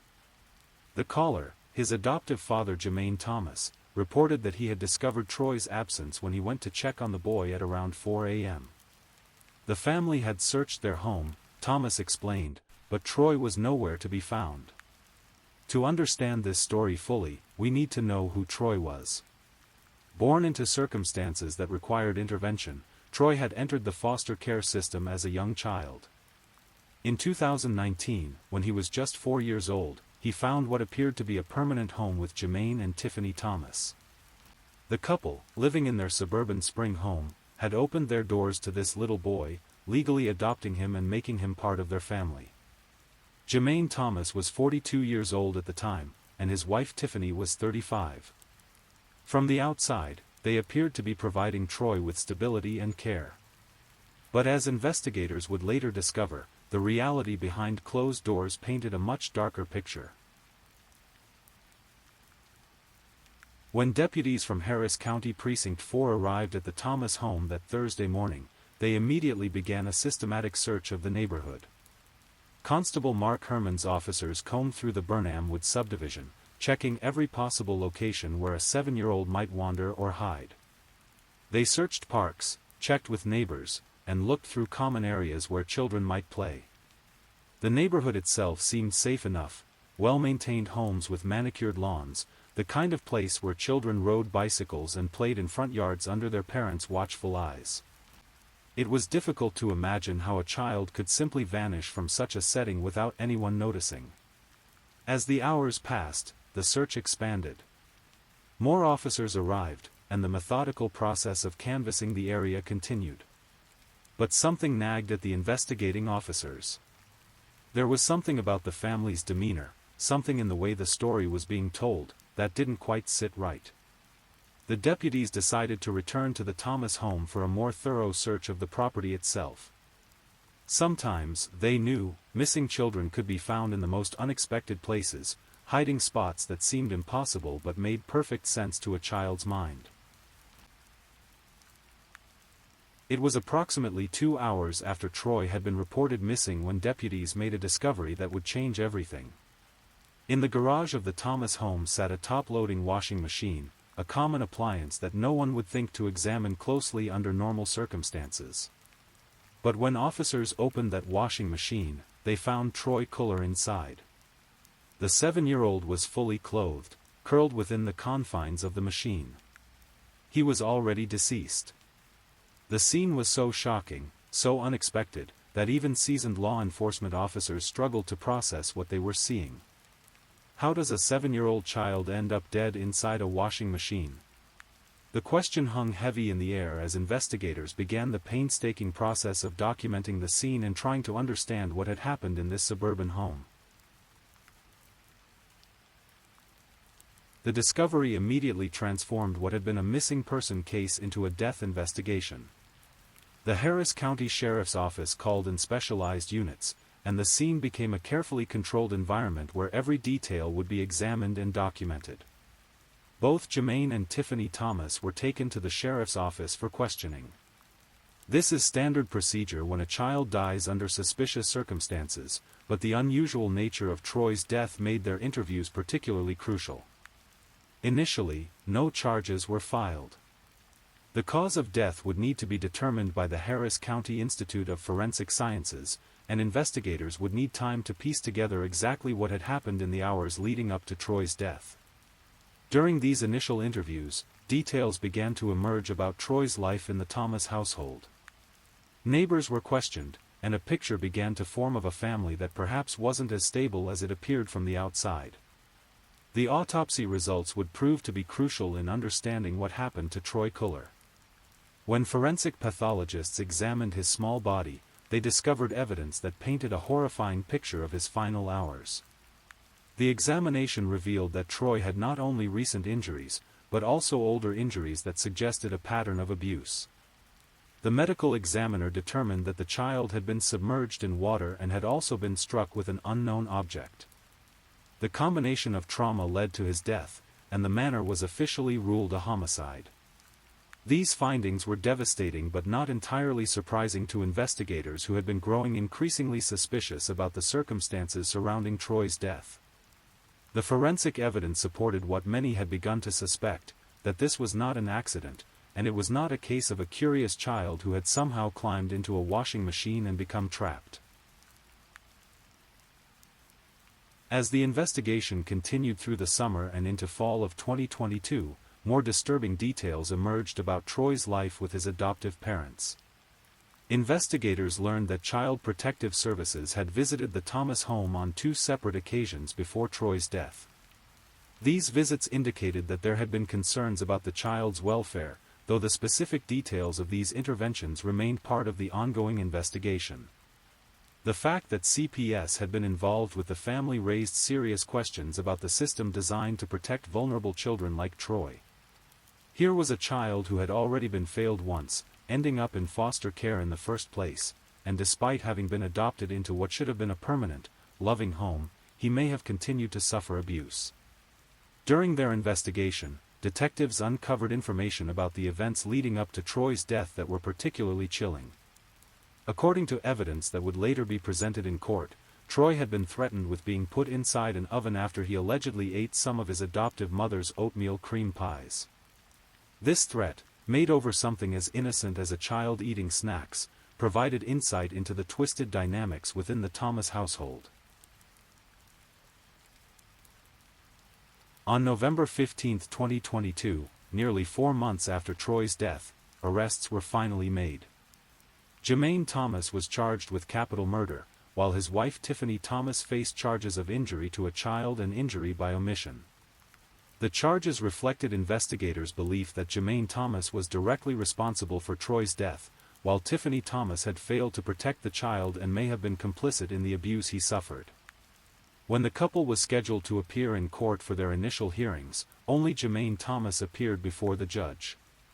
Tiffany Thomas did not appear, with officials citing mental health reasons for her absence. During the court proceedings, horrific details about Troy's final days came to light. The prosecution painted a picture of systematic abuse and torture that the 7-year-old endured at the hands of the people who were supposed to love and protect him. The evidence suggested that Troy had been subjected to various forms of punishment and abuse, culminating in the events that led to his death. The fact that he was found fully clothed in the washing machine suggested that his placement there was deliberate, not accidental. Court documents revealed that Troy had been hit, possibly suffocated, and definitely submerged in water. The prosecution argued that these actions were part of a pattern of abuse that had escalated to murder. The Spring community was shaken by the revelations about Troy's death. Neighbors who had seen the Thomas family around the neighborhood struggled to reconcile the horrific details emerging from the investigation with their memories of what had seemed like a normal family. The case raised broader questions about the adoption and foster care systems. How could a child who had already been identified as needing protection end up in a home where he would suffer such abuse? What warning signs might have been missed, and what could have been done differently to save Troy's life? Local advocacy groups used Troy's case to highlight the ongoing challenges in protecting vulnerable children. They pointed out that adoption doesn't automatically guarantee a child's safety, and that continued oversight and support are crucial for families who adopt children from foster care. To truly comprehend how such a horrific crime could occur, it's important to examine the psychological factors that might contribute to child abuse within adoptive families. While the vast majority of adoptive parents provide loving, stable homes for their children, cases like Troy's highlight the complex challenges that can arise. Some children who enter adoption from foster care come with trauma histories that can create behavioral challenges. Without proper support, training, and resources, adoptive parents can become overwhelmed and resort to harmful methods of discipline. Additionally, the stress of parenting a child with potential behavioral or emotional difficulties can exacerbate existing mental health issues or relationship problems within the adoptive family. In the case of the Thomas family, investigators would need to examine whether these factors played a role in the escalating abuse that led to Troy's death. Troy's story begins in the foster care system, where he spent the early years of his life before being adopted by the Thomas family. Understanding his journey through this system provides important context for the tragedy that would unfold. Children in foster care have often experienced trauma, neglect, or abuse in their biological families. They may struggle with attachment issues, behavioral problems, or developmental delays as a result of their early experiences. These children require patient, understanding caregivers who are equipped to help them heal and develop healthy relationships. When the Thomas family adopted Troy in 2019, they took on the responsibility of providing him with the stability and love he needed to overcome his difficult start in life. Instead, it appears they may have subjected him to additional trauma that ultimately cost him his life. Investigating child abuse cases presents unique challenges for law enforcement and child protective services. Children who are being abused often don't report it, either because they're afraid, because they don't understand that what's happening to them is wrong, or because they've been threatened into silence. In Troy's case, at just 7 years old, he was particularly vulnerable. Any attempts he might have made to seek help could have been dismissed as the imagination of a troubled child, or his pleas might never have been heard outside the walls of his home. The fact that CPS had visited the Thomas home twice before Troy's death suggests that there may have been warning signs that something was wrong. However, proving abuse can be difficult, especially when perpetrators are careful to hide their actions or when children are too frightened to speak truthfully to investigators. As the legal process unfolded, prosecutors worked to build a case that would ensure justice for Troy. Capital murder charges carry severe penalties, including the possibility of life in prison or even the death penalty, reflecting the seriousness with which the state viewed Jermaine Thomas's alleged actions. The prosecution's case would rely heavily on the forensic evidence, the autopsy results, and any witness testimony they could gather.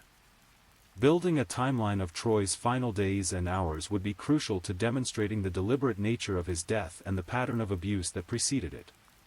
For Tiffany Thomas, the charges she faced reflected prosecutors' belief that even if she didn't directly kill Troy, her failure to protect him and her possible participation in his abuse made her complicit in his death. In January 2025, the legal proceedings reached their conclusion when Jermaine Thomas was sentenced to 50 years in prison for Troy's murder. The sentence reflected both the severity of his crimes and society's determination to hold him accountable for taking the life of a vulnerable child who had been placed in his care. The 50-year sentence means that Thomas, who was 45 years old at the time of sentencing, would likely spend the rest of his life in prison. For many who followed the case, this outcome provided some sense of justice for Troy, though nothing could bring back the young life that was lost. Troy Culler's death highlighted several systemic issues that need to be addressed to protect other vulnerable children. The fact that CPS had been involved with the family before his death raised questions about whether more could have been done to identify the danger he was in. The case also underscored the need for better support systems for adoptive families, particularly those adopting children from foster care. Many of these children come with complex needs that require specialized parenting approaches and ongoing support services. Additionally, Troy's story demonstrated the importance of community awareness and involvement in child protection. Neighbors, teachers, and other community members who interact with children need to be educated about the signs of abuse and empowered to report their concerns. The Spring community, and particularly the Burnham Wood subdivision where Troy lived and died, was forever changed by this tragedy. Neighbors struggled with feelings of guilt, wondering if they could have done something to save Troy's life. Parents held their own children a little closer, reminded of how precious and vulnerable young lives can be.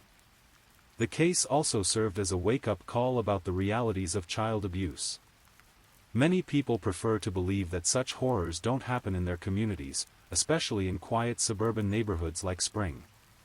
Troy's death shattered those illusions and forced people to confront the uncomfortable truth that child abuse can happen anywhere, behind any closed door.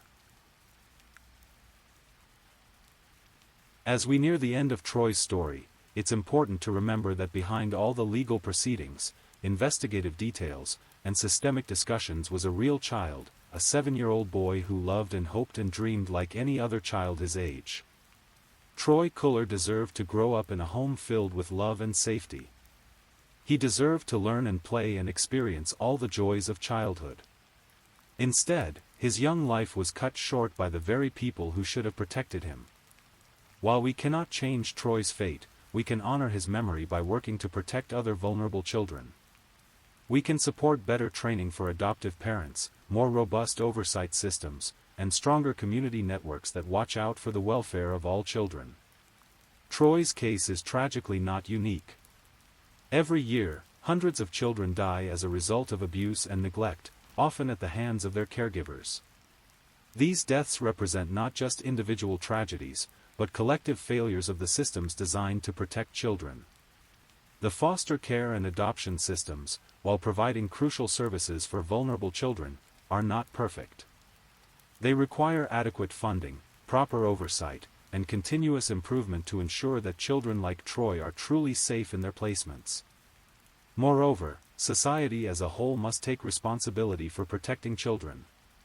This means supporting families in need, providing mental health services, addressing poverty and other risk factors for abuse, and creating communities where child welfare is everyone's concern.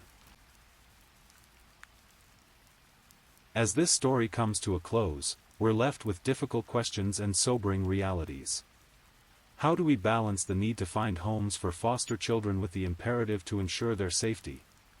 How do we identify and address abuse before it escalates to tragedy? How do we support families while protecting children? There are no easy answers to these questions, but Troy's story reminds us that the stakes couldn't be higher. Every child deserves to be safe, loved, and protected.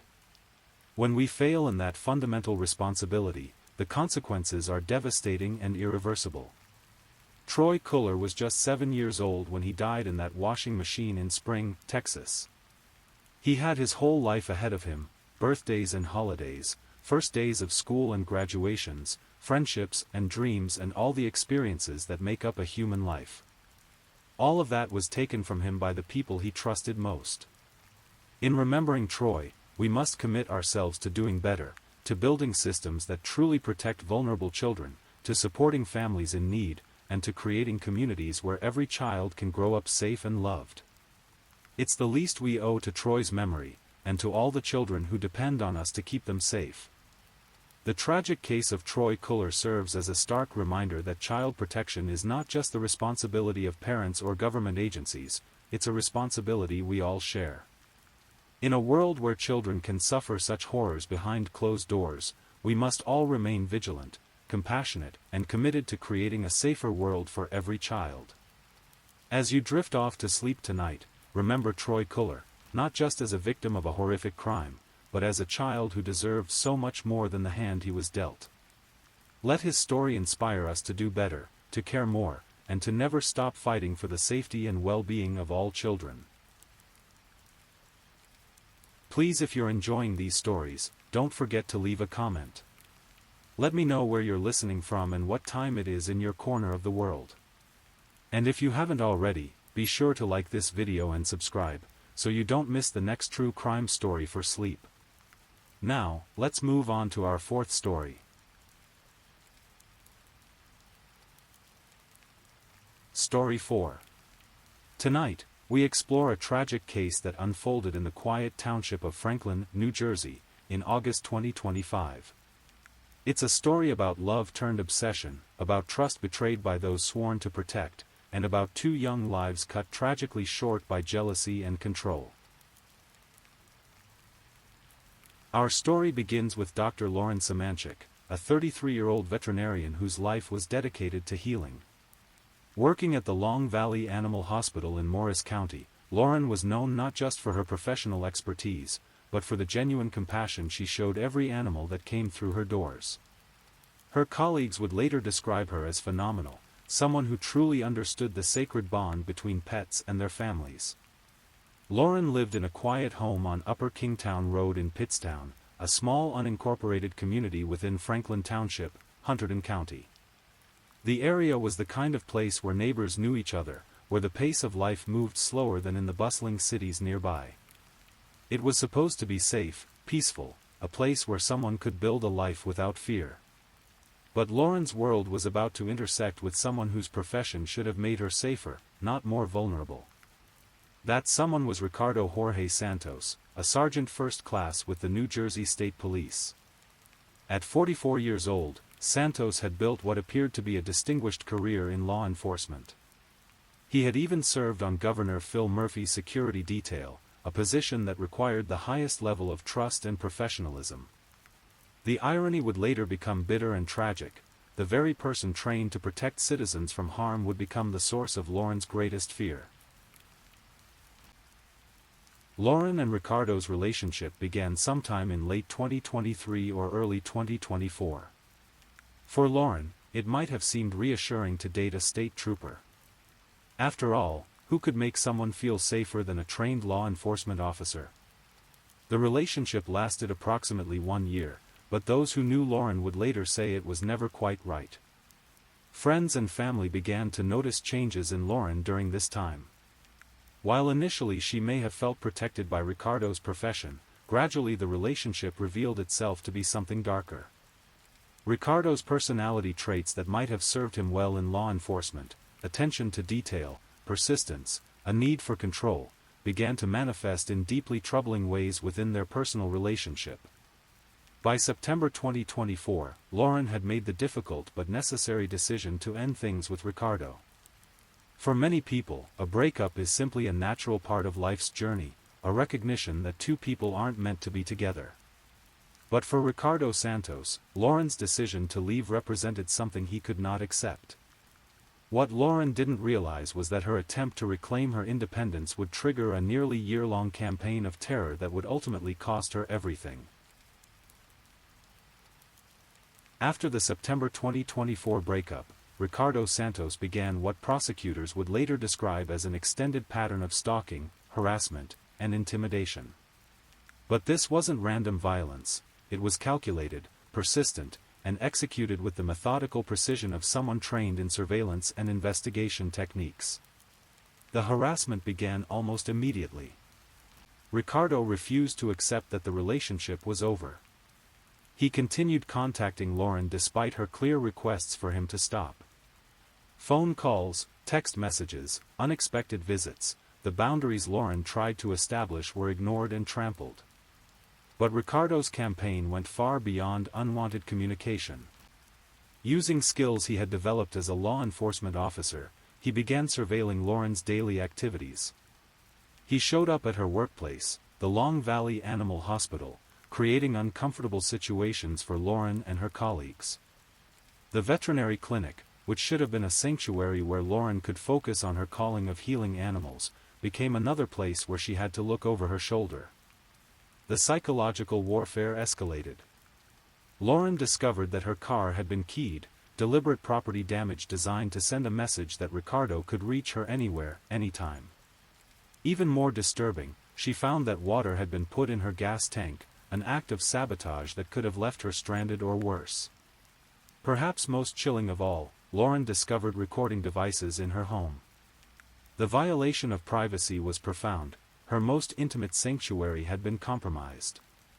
Ricardo, using techniques that might be employed in legitimate law enforcement investigations, had turned Lauren's own home into a prison of surveillance.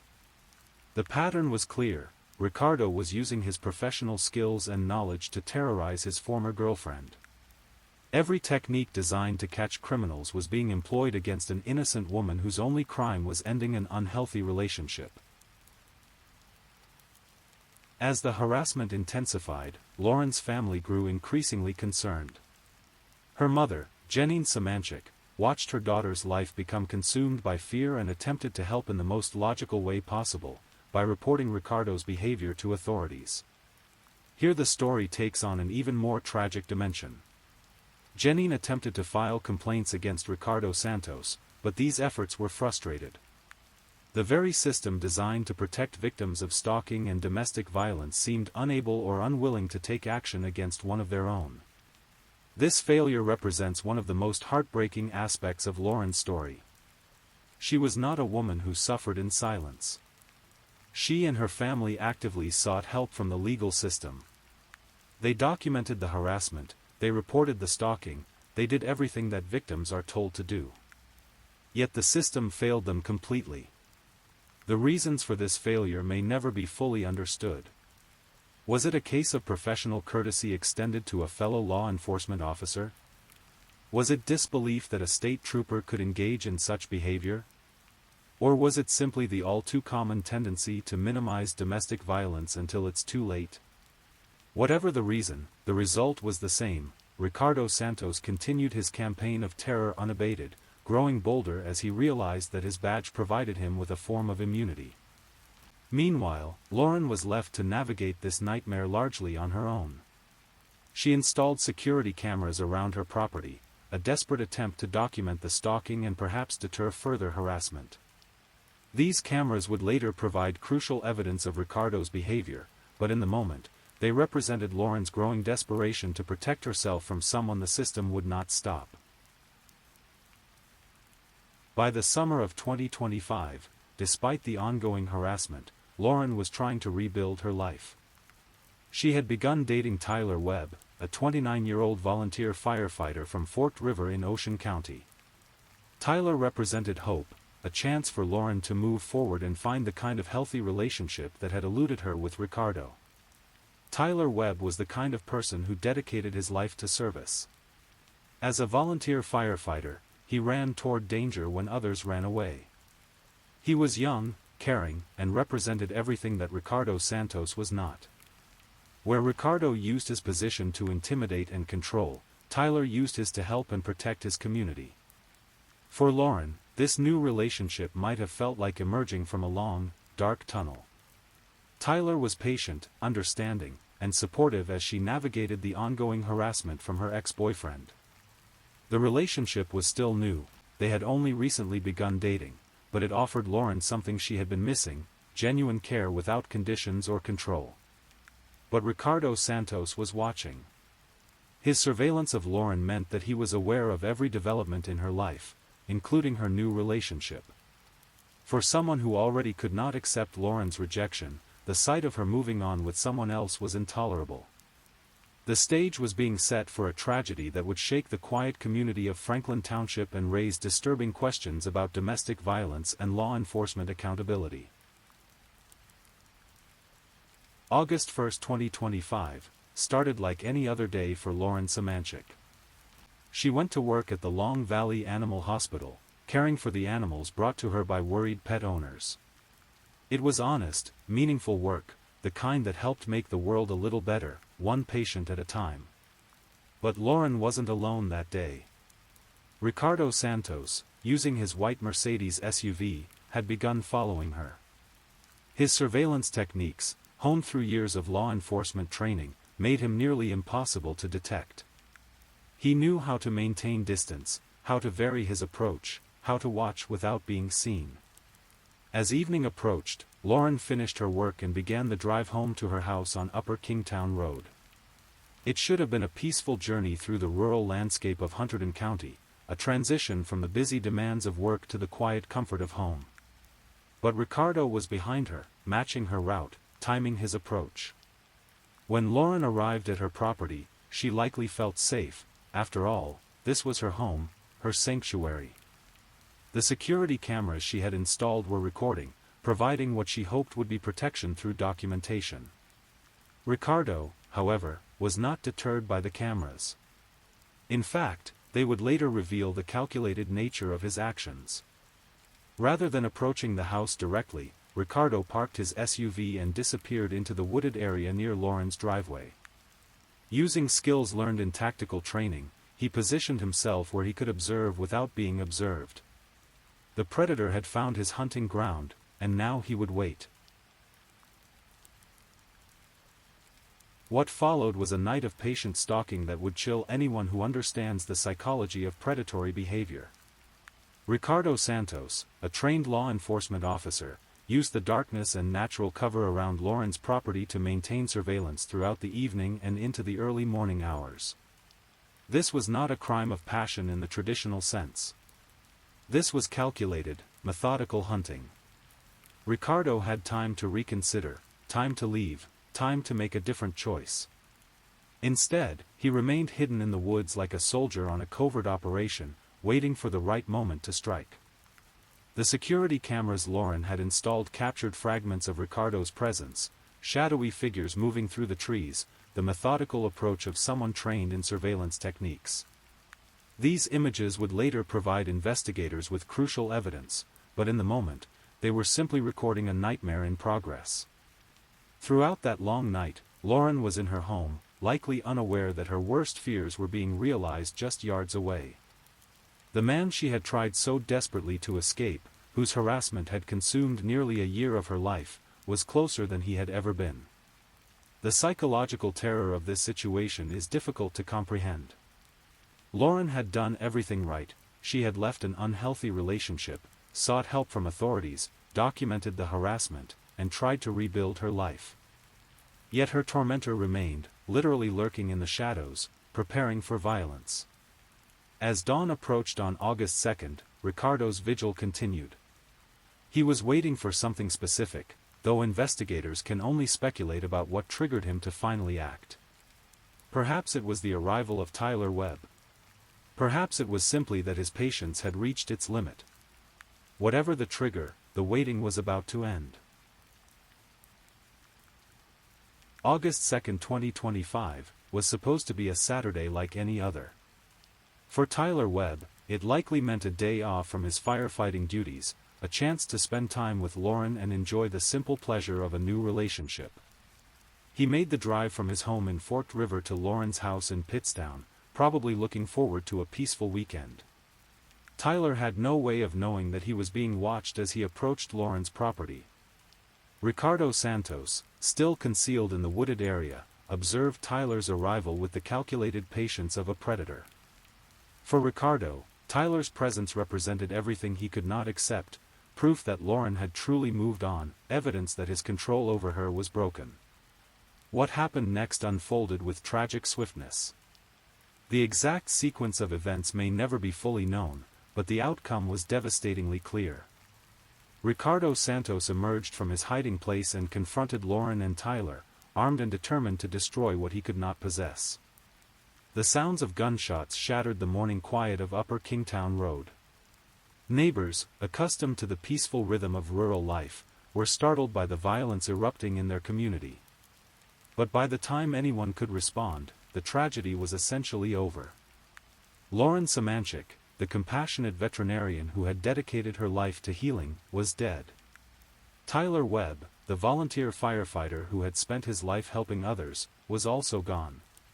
Two young people with so much to offer the world had been murdered by someone whose oath was to protect and serve. But Ricardo Santos was not finished. After destroying the lives of two innocent people, he fled the scene, leaving behind a crime scene that would haunt investigators and devastate two families. The bodies of Lauren Semanchik and Tyler Webb were discovered on Saturday afternoon, August 2, 2025. The responding officers found a scene that would stay with them for the rest of their careers: two young people cut down in what should have been the safety of Lauren's home. The investigation began immediately, but in many ways, the identity of the perpetrator was never really in question. Lauren's family had been documenting Ricardo's harassment for months. The security cameras Lauren had installed provided evidence of his presence at the property. The pattern of stalking and escalating violence pointed directly to one conclusion. But where was Ricardo Santos? As law enforcement agencies across New Jersey began searching for the suspected killer, Ricardo was making his final journey. Rather than face the consequences of his actions, rather than submit to the justice system he had once served, he chose to run. The manhunt was brief but intense. Ricardo Santos, a trained law enforcement officer who knew how police investigations worked, understood that he had little time before being apprehended. He had burned every bridge, destroyed every possibility of a normal life, and committed acts that could not be undone or explained away. His flight took him to Johnson Park in Piscataway, more than 30 miles from the scene of the murders. There, in what investigators would later describe as an apparent suicide, Ricardo Santos brought his reign of terror to an end. He would never face trial for his crimes, never be held publicly accountable for the lives he had destroyed.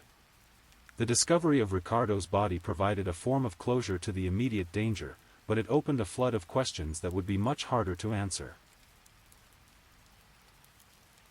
In the days following the tragedy, the communities that knew Lauren Semanchik and Tyler Webb struggled to make sense of their loss. Both victims had been individuals whose lives were dedicated to service, whose daily work made their communities better and safer. Lauren's colleagues at the Long Valley Animal Hospital released statements describing her not just as a skilled veterinarian, but as someone who truly understood the healing power of compassion. Pet owners who had brought their beloved animals to Lauren spoke of her gentle touch, her ability to comfort both pets and their families during difficult times. The irony was not lost on those who knew her story. Lauren, who spent her professional life healing and nurturing, had been destroyed by someone whose professional oath was supposed to mirror her own commitment to protection and service. Tyler Webb was mourned by his fellow firefighters and the community he had served as a volunteer. The Berkeley Township Professional Firefighters Association and other emergency responders across Ocean County struggled with the loss of someone who represented the best of their profession. Tyler's death was particularly tragic because of its randomness from his perspective. He had simply begun dating a wonderful woman, unaware that her past contained such danger. His only crime was caring for Lauren and offering her the kind of healthy relationship she deserved. The fundraising efforts that emerged in the wake of the tragedy reflected the impact both victims had made on their communities. These were not anonymous victims, they were people whose lives had touched others in meaningful ways, whose absence left genuine holes in the fabric of their communities. As investigators delved into Ricardo Santos's background, a disturbing picture emerged of a man whose professional life was built on contradictions. On the surface, Santos appeared to be a successful law enforcement officer. His position on Governor Phil Murphy's security detail suggested a high level of trust and responsibility within the New Jersey State Police. But beneath this facade, there were troubling signs that had either been missed or ignored. Reports later emerged suggesting that Santos had manipulated overtime rules to inflate his salary to over $400,000 annually, a level of compensation that raised questions about his priorities and ethics. More disturbing were the revelations about his behavior during and after his relationship with Lauren. The same skills that made him effective as a state trooper, surveillance techniques, investigative methods, access to resources, had been perverted into tools of harassment and intimidation. The case raised uncomfortable questions about law enforcement culture and accountability. How had Santos been able to continue his harassment of Lauren despite complaints being filed? Why had his behavior not triggered internal investigation or disciplinary action? What systems existed to protect victims when their abusers were members of law enforcement? These questions became even more pointed when considering Santos's role in Governor Murphy's security detail.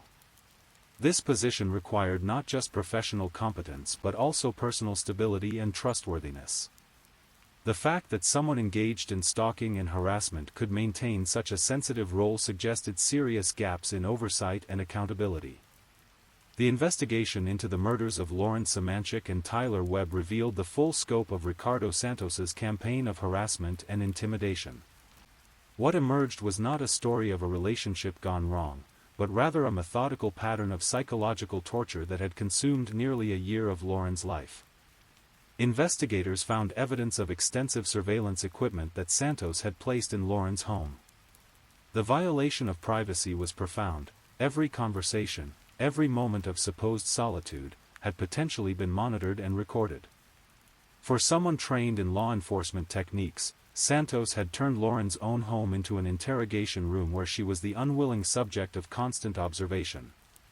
The damage to Lauren's vehicle, the keying and the water in the gas tank, represented calculated acts of sabotage designed to disrupt her daily life and send a clear message: nowhere was safe, nothing was beyond Santos's reach.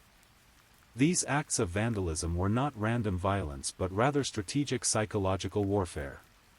Phone records and digital evidence revealed the extent of Santos's unwanted communication with Lauren. Even after being told repeatedly to leave her alone, he had continued to call, text, and attempt contact through various means. The persistence of this behavior showed a complete disregard for Lauren's autonomy and well-being. Perhaps most chilling was the evidence gathered from Lauren's security cameras. The footage showed Santos conducting surveillance of her property with the systematic approach of a trained operative. He had studied her routines, identified vulnerabilities in her home's security, and planned his final approach with military precision. The investigation also revealed the tragic inadequacy of the system's response to Lauren's pleas for help. Despite documentation of Santos's behavior, despite complaints filed by Lauren's family, despite clear evidence of escalating harassment, no effective action had been taken to protect her. The murders of Lauren Semanchik and Tyler Webb sent shockwaves through multiple communities across New Jersey. In Franklin Township, residents struggled to understand how such violence could erupt in their quiet corner of Hunterdon County. The rural community, where neighbors looked out for each other and violent crime was rare, suddenly found itself grappling with a tragedy that seemed to belong in urban crime statistics, not in their peaceful township. The response from law enforcement communities was particularly complex. Many officers were genuinely horrified that one of their own had committed such acts. The betrayal of the badge, the perversion of skills meant to protect the public, represented a deep wound to the honor of law enforcement service. But the case also forced uncomfortable conversations about police culture and accountability. How many other officers had observed warning signs in Santos's behavior but failed to report them? What systems existed to identify and address domestic violence within law enforcement ranks? Why had the complaints against Santos failed to generate appropriate response? The Hunterdon County Prosecutor's Office, led by Prosecutor Renee Robeson, took the unprecedented step of seizing control of the Franklin Township Police Department during the investigation. This action suggested that there were concerns about the department's handling of the case or its relationship to the broader issues raised by the murders. The veterinary community mourned Lauren's loss while also recognizing the broader implications of her death. Here was a professional whose life was dedicated to healing, whose daily work involved protecting those who could not protect themselves, killed by someone whose professional oath should have aligned with her values. Perhaps the most tragic aspect of Lauren Semanchik's murder was how preventable it might have been. This was not a case where warning signs were subtle or where the victim suffered in silence. Lauren and her family had actively sought help from the very system designed to protect victims of domestic violence and stalking. The documentation of Santos's harassment was extensive. There were records of unwanted contact, evidence of property damage, proof of surveillance equipment in Lauren's home, and witness accounts of his presence at her workplace. In a typical case involving a civilian perpetrator, such evidence would likely have resulted in restraining orders, criminal charges, and other protective measures. But Ricardo Santos was not a typical perpetrator. He was a law enforcement officer with inside knowledge of how the system worked, with professional relationships that may have complicated attempts to hold him accountable, and with skills that made him particularly dangerous to his victim. The failure to protect Lauren raises disturbing questions about how domestic violence cases are handled when the perpetrator is a member of law enforcement. Studies have shown that domestic violence rates among police families are significantly higher than in the general population, yet mechanisms for addressing these cases often prove inadequate. Lauren's mother, Janine Semanchik, had attempted to file complaints against Santos but found these efforts frustrated by a system that seemed unable or unwilling to take action against one of its own. This failure represents not just a personal tragedy for the Semanchik family, but a systemic breakdown that likely affects other victims whose abusers wear badges.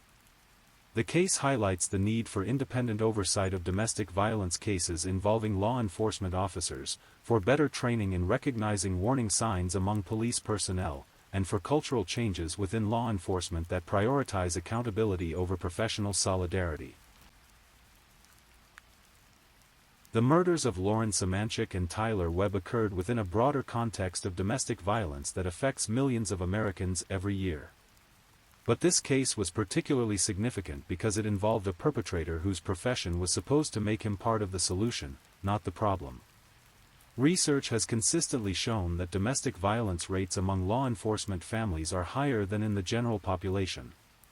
Various studies have found that between 25% and 40% of police families experience domestic violence, compared to approximately 10% in the general population.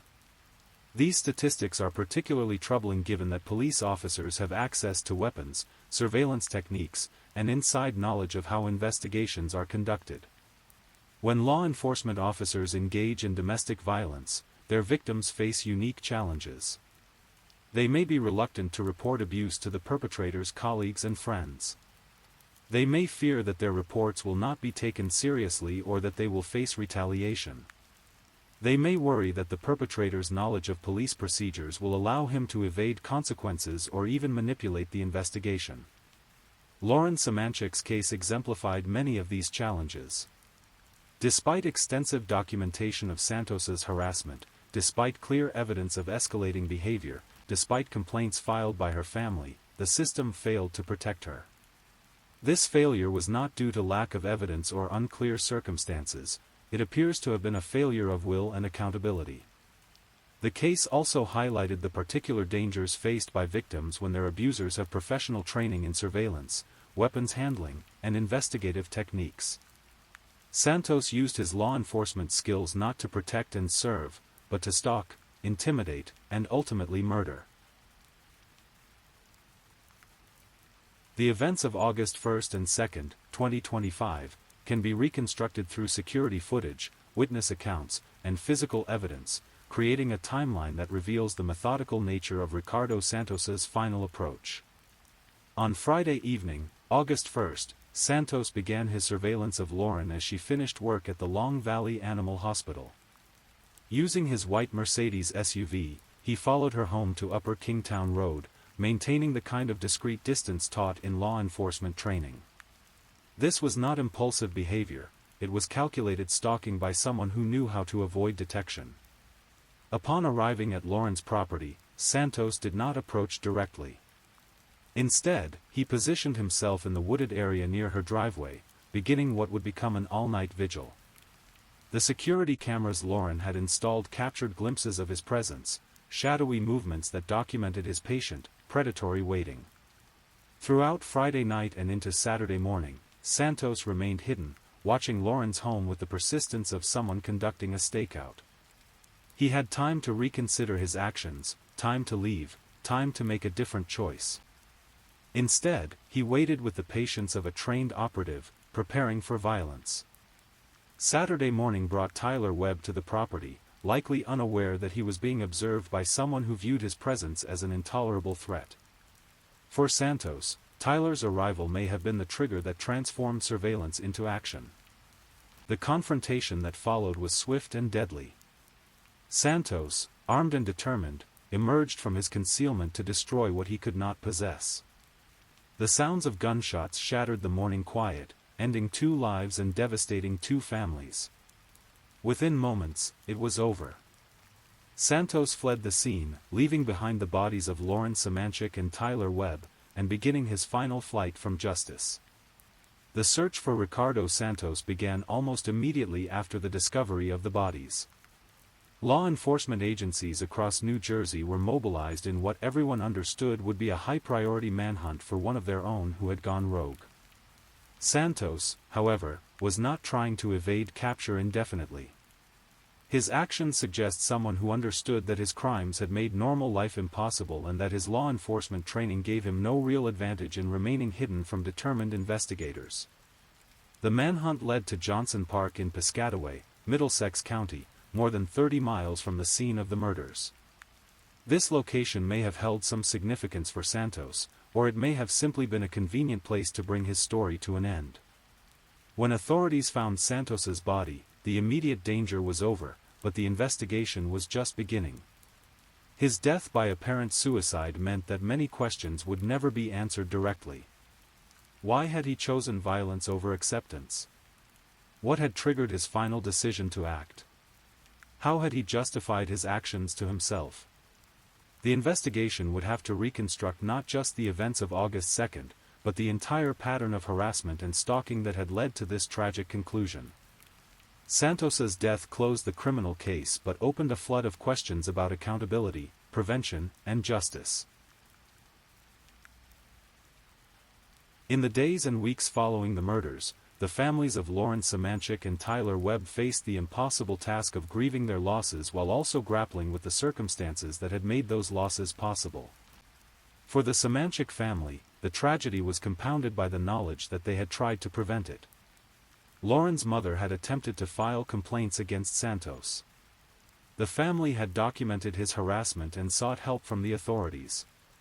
They had done everything that victims advocates recommend, yet the system had failed them completely.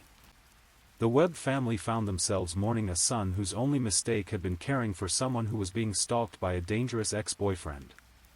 Tyler's death was particularly senseless because he had no way of knowing the danger he was walking into. His commitment to helping others, exemplified by his volunteer firefighting, had made him the kind of person who would not have hesitated to protect Lauren if he had understood the threat. Both families faced the additional burden of media attention and public scrutiny as the case attracted national coverage. The story of a state trooper murdering his ex-girlfriend and her new boyfriend was shocking enough to generate widespread interest, but it also brought unwanted attention to families already dealing with unimaginable loss. The community response included fundraising efforts to help with funeral expenses and support for the families. These gestures of solidarity provided some comfort but could not address the larger questions raised by the case. While Ricardo Santos's death ended the criminal case, it did not end the legal and administrative consequences of the tragedy. The New Jersey State Police faced difficult questions about how Santos had been allowed to continue his harassment despite complaints being filed. Internal investigations began examining Santos's conduct during his tenure with the state police, including his manipulation of overtime rules to inflate his salary and any warning signs that may have been missed or ignored by his superiors and colleagues. The Hunterdon County prosecutor's decision to seize control of the Franklin Township Police Department suggested concerns about how local law enforcement had handled the case or their relationship to the broader issues it raised. Civil litigation appeared likely as the families of the victims considered legal action against the state police and potentially other agencies for their failure to protect Lauren despite clear evidence of escalating harassment and stalking. These legal and administrative processes would take months or years to resolve, but they represented important steps toward accountability and potentially preventing similar tragedies in the future. The murders of Lauren Semanchik and Tyler Webb became a catalyst for broader discussions about domestic violence within law enforcement and the need for systemic reforms to better protect victims.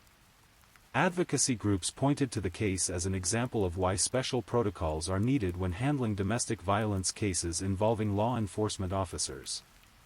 The inherent conflicts of interest when police investigate their own colleagues, the tendency to minimize or excuse concerning behavior, and the unique dangers posed by abusers with law enforcement training all require specialized approaches. Legislative proposals emerged calling for independent oversight of domestic violence cases involving law enforcement officers, mandatory reporting requirements for officers who observe concerning behavior in their colleagues, and enhanced training for recognizing and responding to domestic violence within police departments. The case also renewed discussions about psychological screening and ongoing mental health monitoring for law enforcement officers. While such measures raise privacy concerns and practical challenges, the tragic consequences of failing to identify officers who pose dangers to their families or the public created momentum for reform. These broader implications ensured that Lauren and Tyler's deaths would not be forgotten once the immediate media attention faded, but would instead contribute to efforts to prevent similar tragedies in the future. As the legal and administrative processes continued, the communities that knew Lauren Semanchik and Tyler Webb worked to ensure that their memories would be defined by how they lived, not just how they died. Lauren's colleagues at the Long Valley Animal Hospital established memorial funds to support animal welfare causes that reflected her dedication to healing and compassion.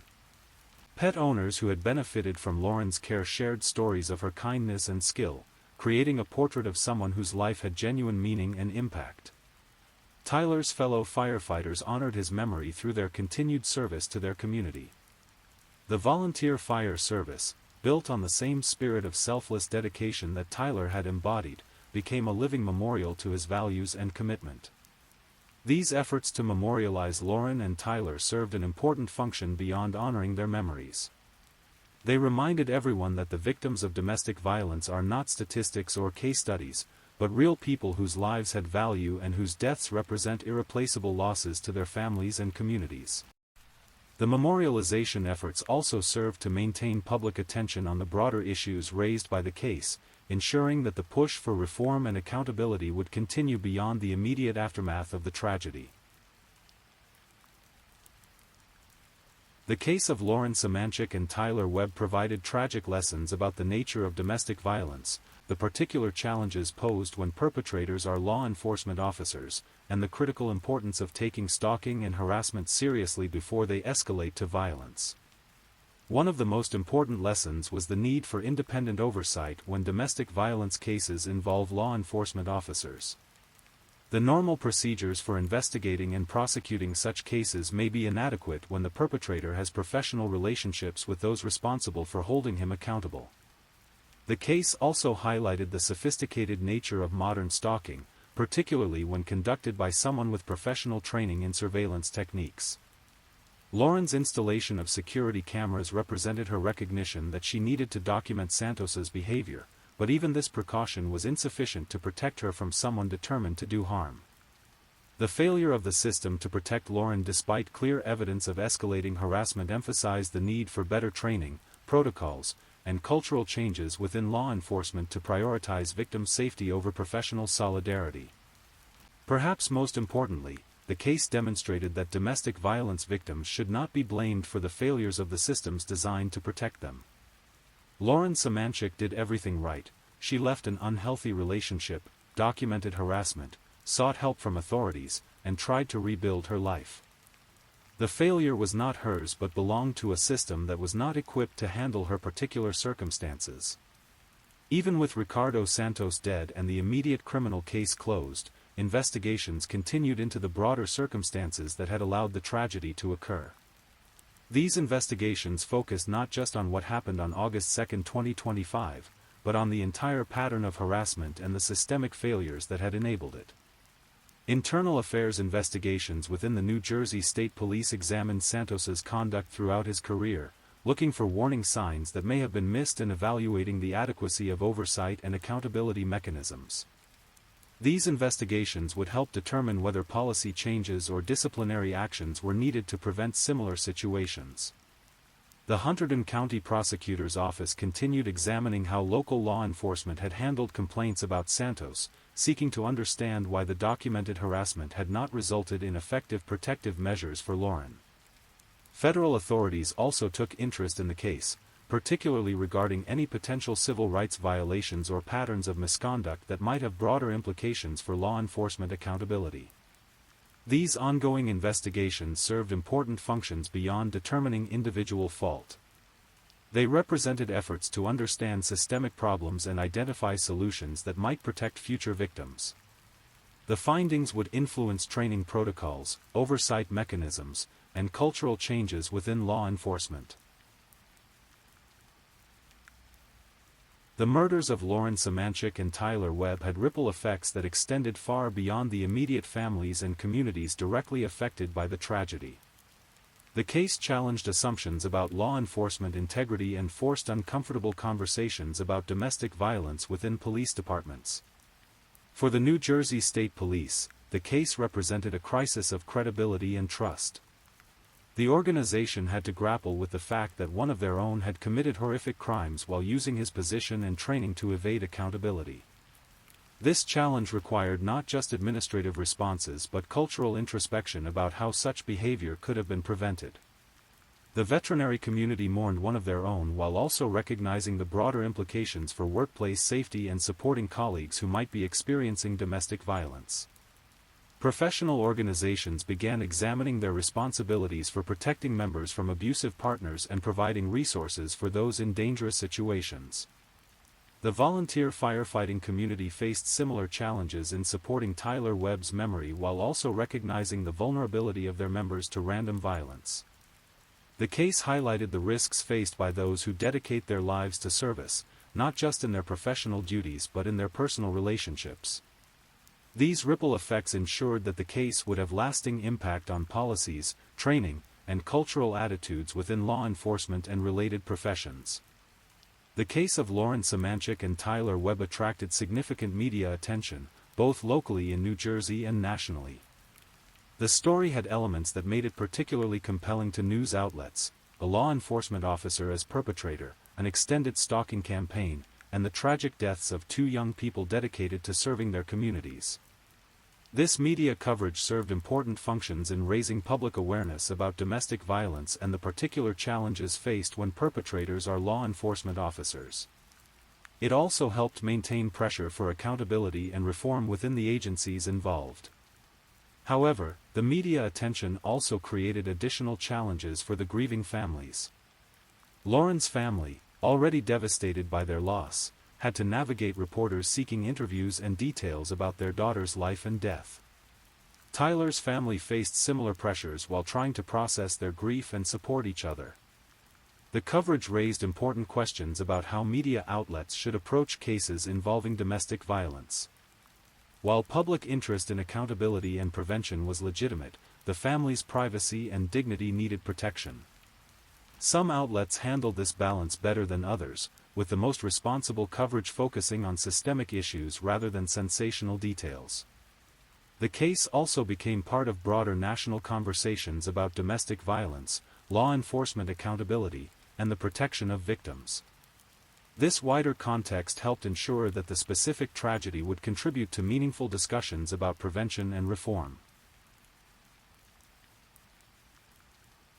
In the months following their deaths, various memorial efforts emerged to honor Lauren Semanchik and Tyler Webb while also raising awareness about domestic violence prevention. These memorials served multiple purposes: preserving the memory of two young people whose lives were cut short, supporting their grieving families, and advancing causes that reflected their values and dedication to service. Memorial funds established in Lauren's name supported animal welfare organizations and veterinary education programs, ensuring that her commitment to healing would continue to benefit animals and their families.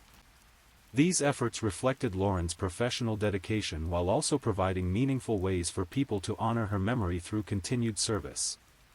Similar memorial efforts in Tyler's name supported volunteer fire departments and emergency services organizations, reflecting his commitment to protecting and serving his community. These memorials helped ensure that Tyler's spirit of service would inspire others to similar dedication. The memorials also served educational functions, raising awareness about domestic violence and the particular challenges faced by victims whose abusers are law enforcement officers. By connecting Lauren and Tyler's memory to prevention efforts, these initiatives helped ensure that their deaths would contribute to protecting future victims. These memorial efforts provided comfort to the families while also creating positive legacies from an unspeakable tragedy. They demonstrated how communities can come together to honor victims while also working to prevent similar losses in the future.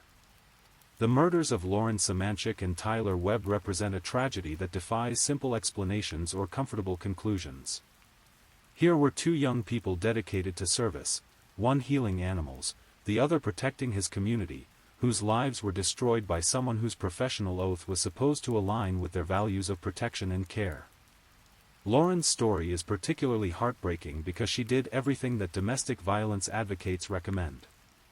She left an unhealthy relationship, documented harassment, sought help from authorities, and tried to rebuild her life. Yet the system designed to protect her proved inadequate when faced with a perpetrator who was part of that same system. Tyler's death was random from his perspective, he was simply a caring person who had begun dating someone wonderful, unaware of the danger that her past relationship represented.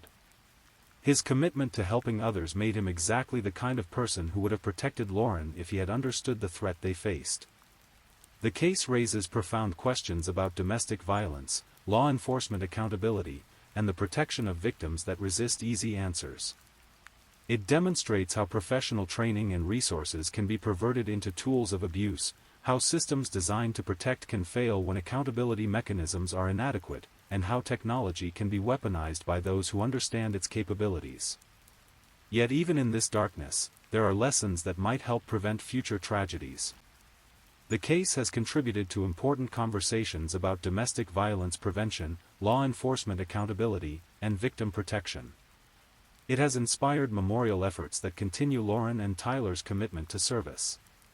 It has raised awareness that might help other victims recognize danger and seek help.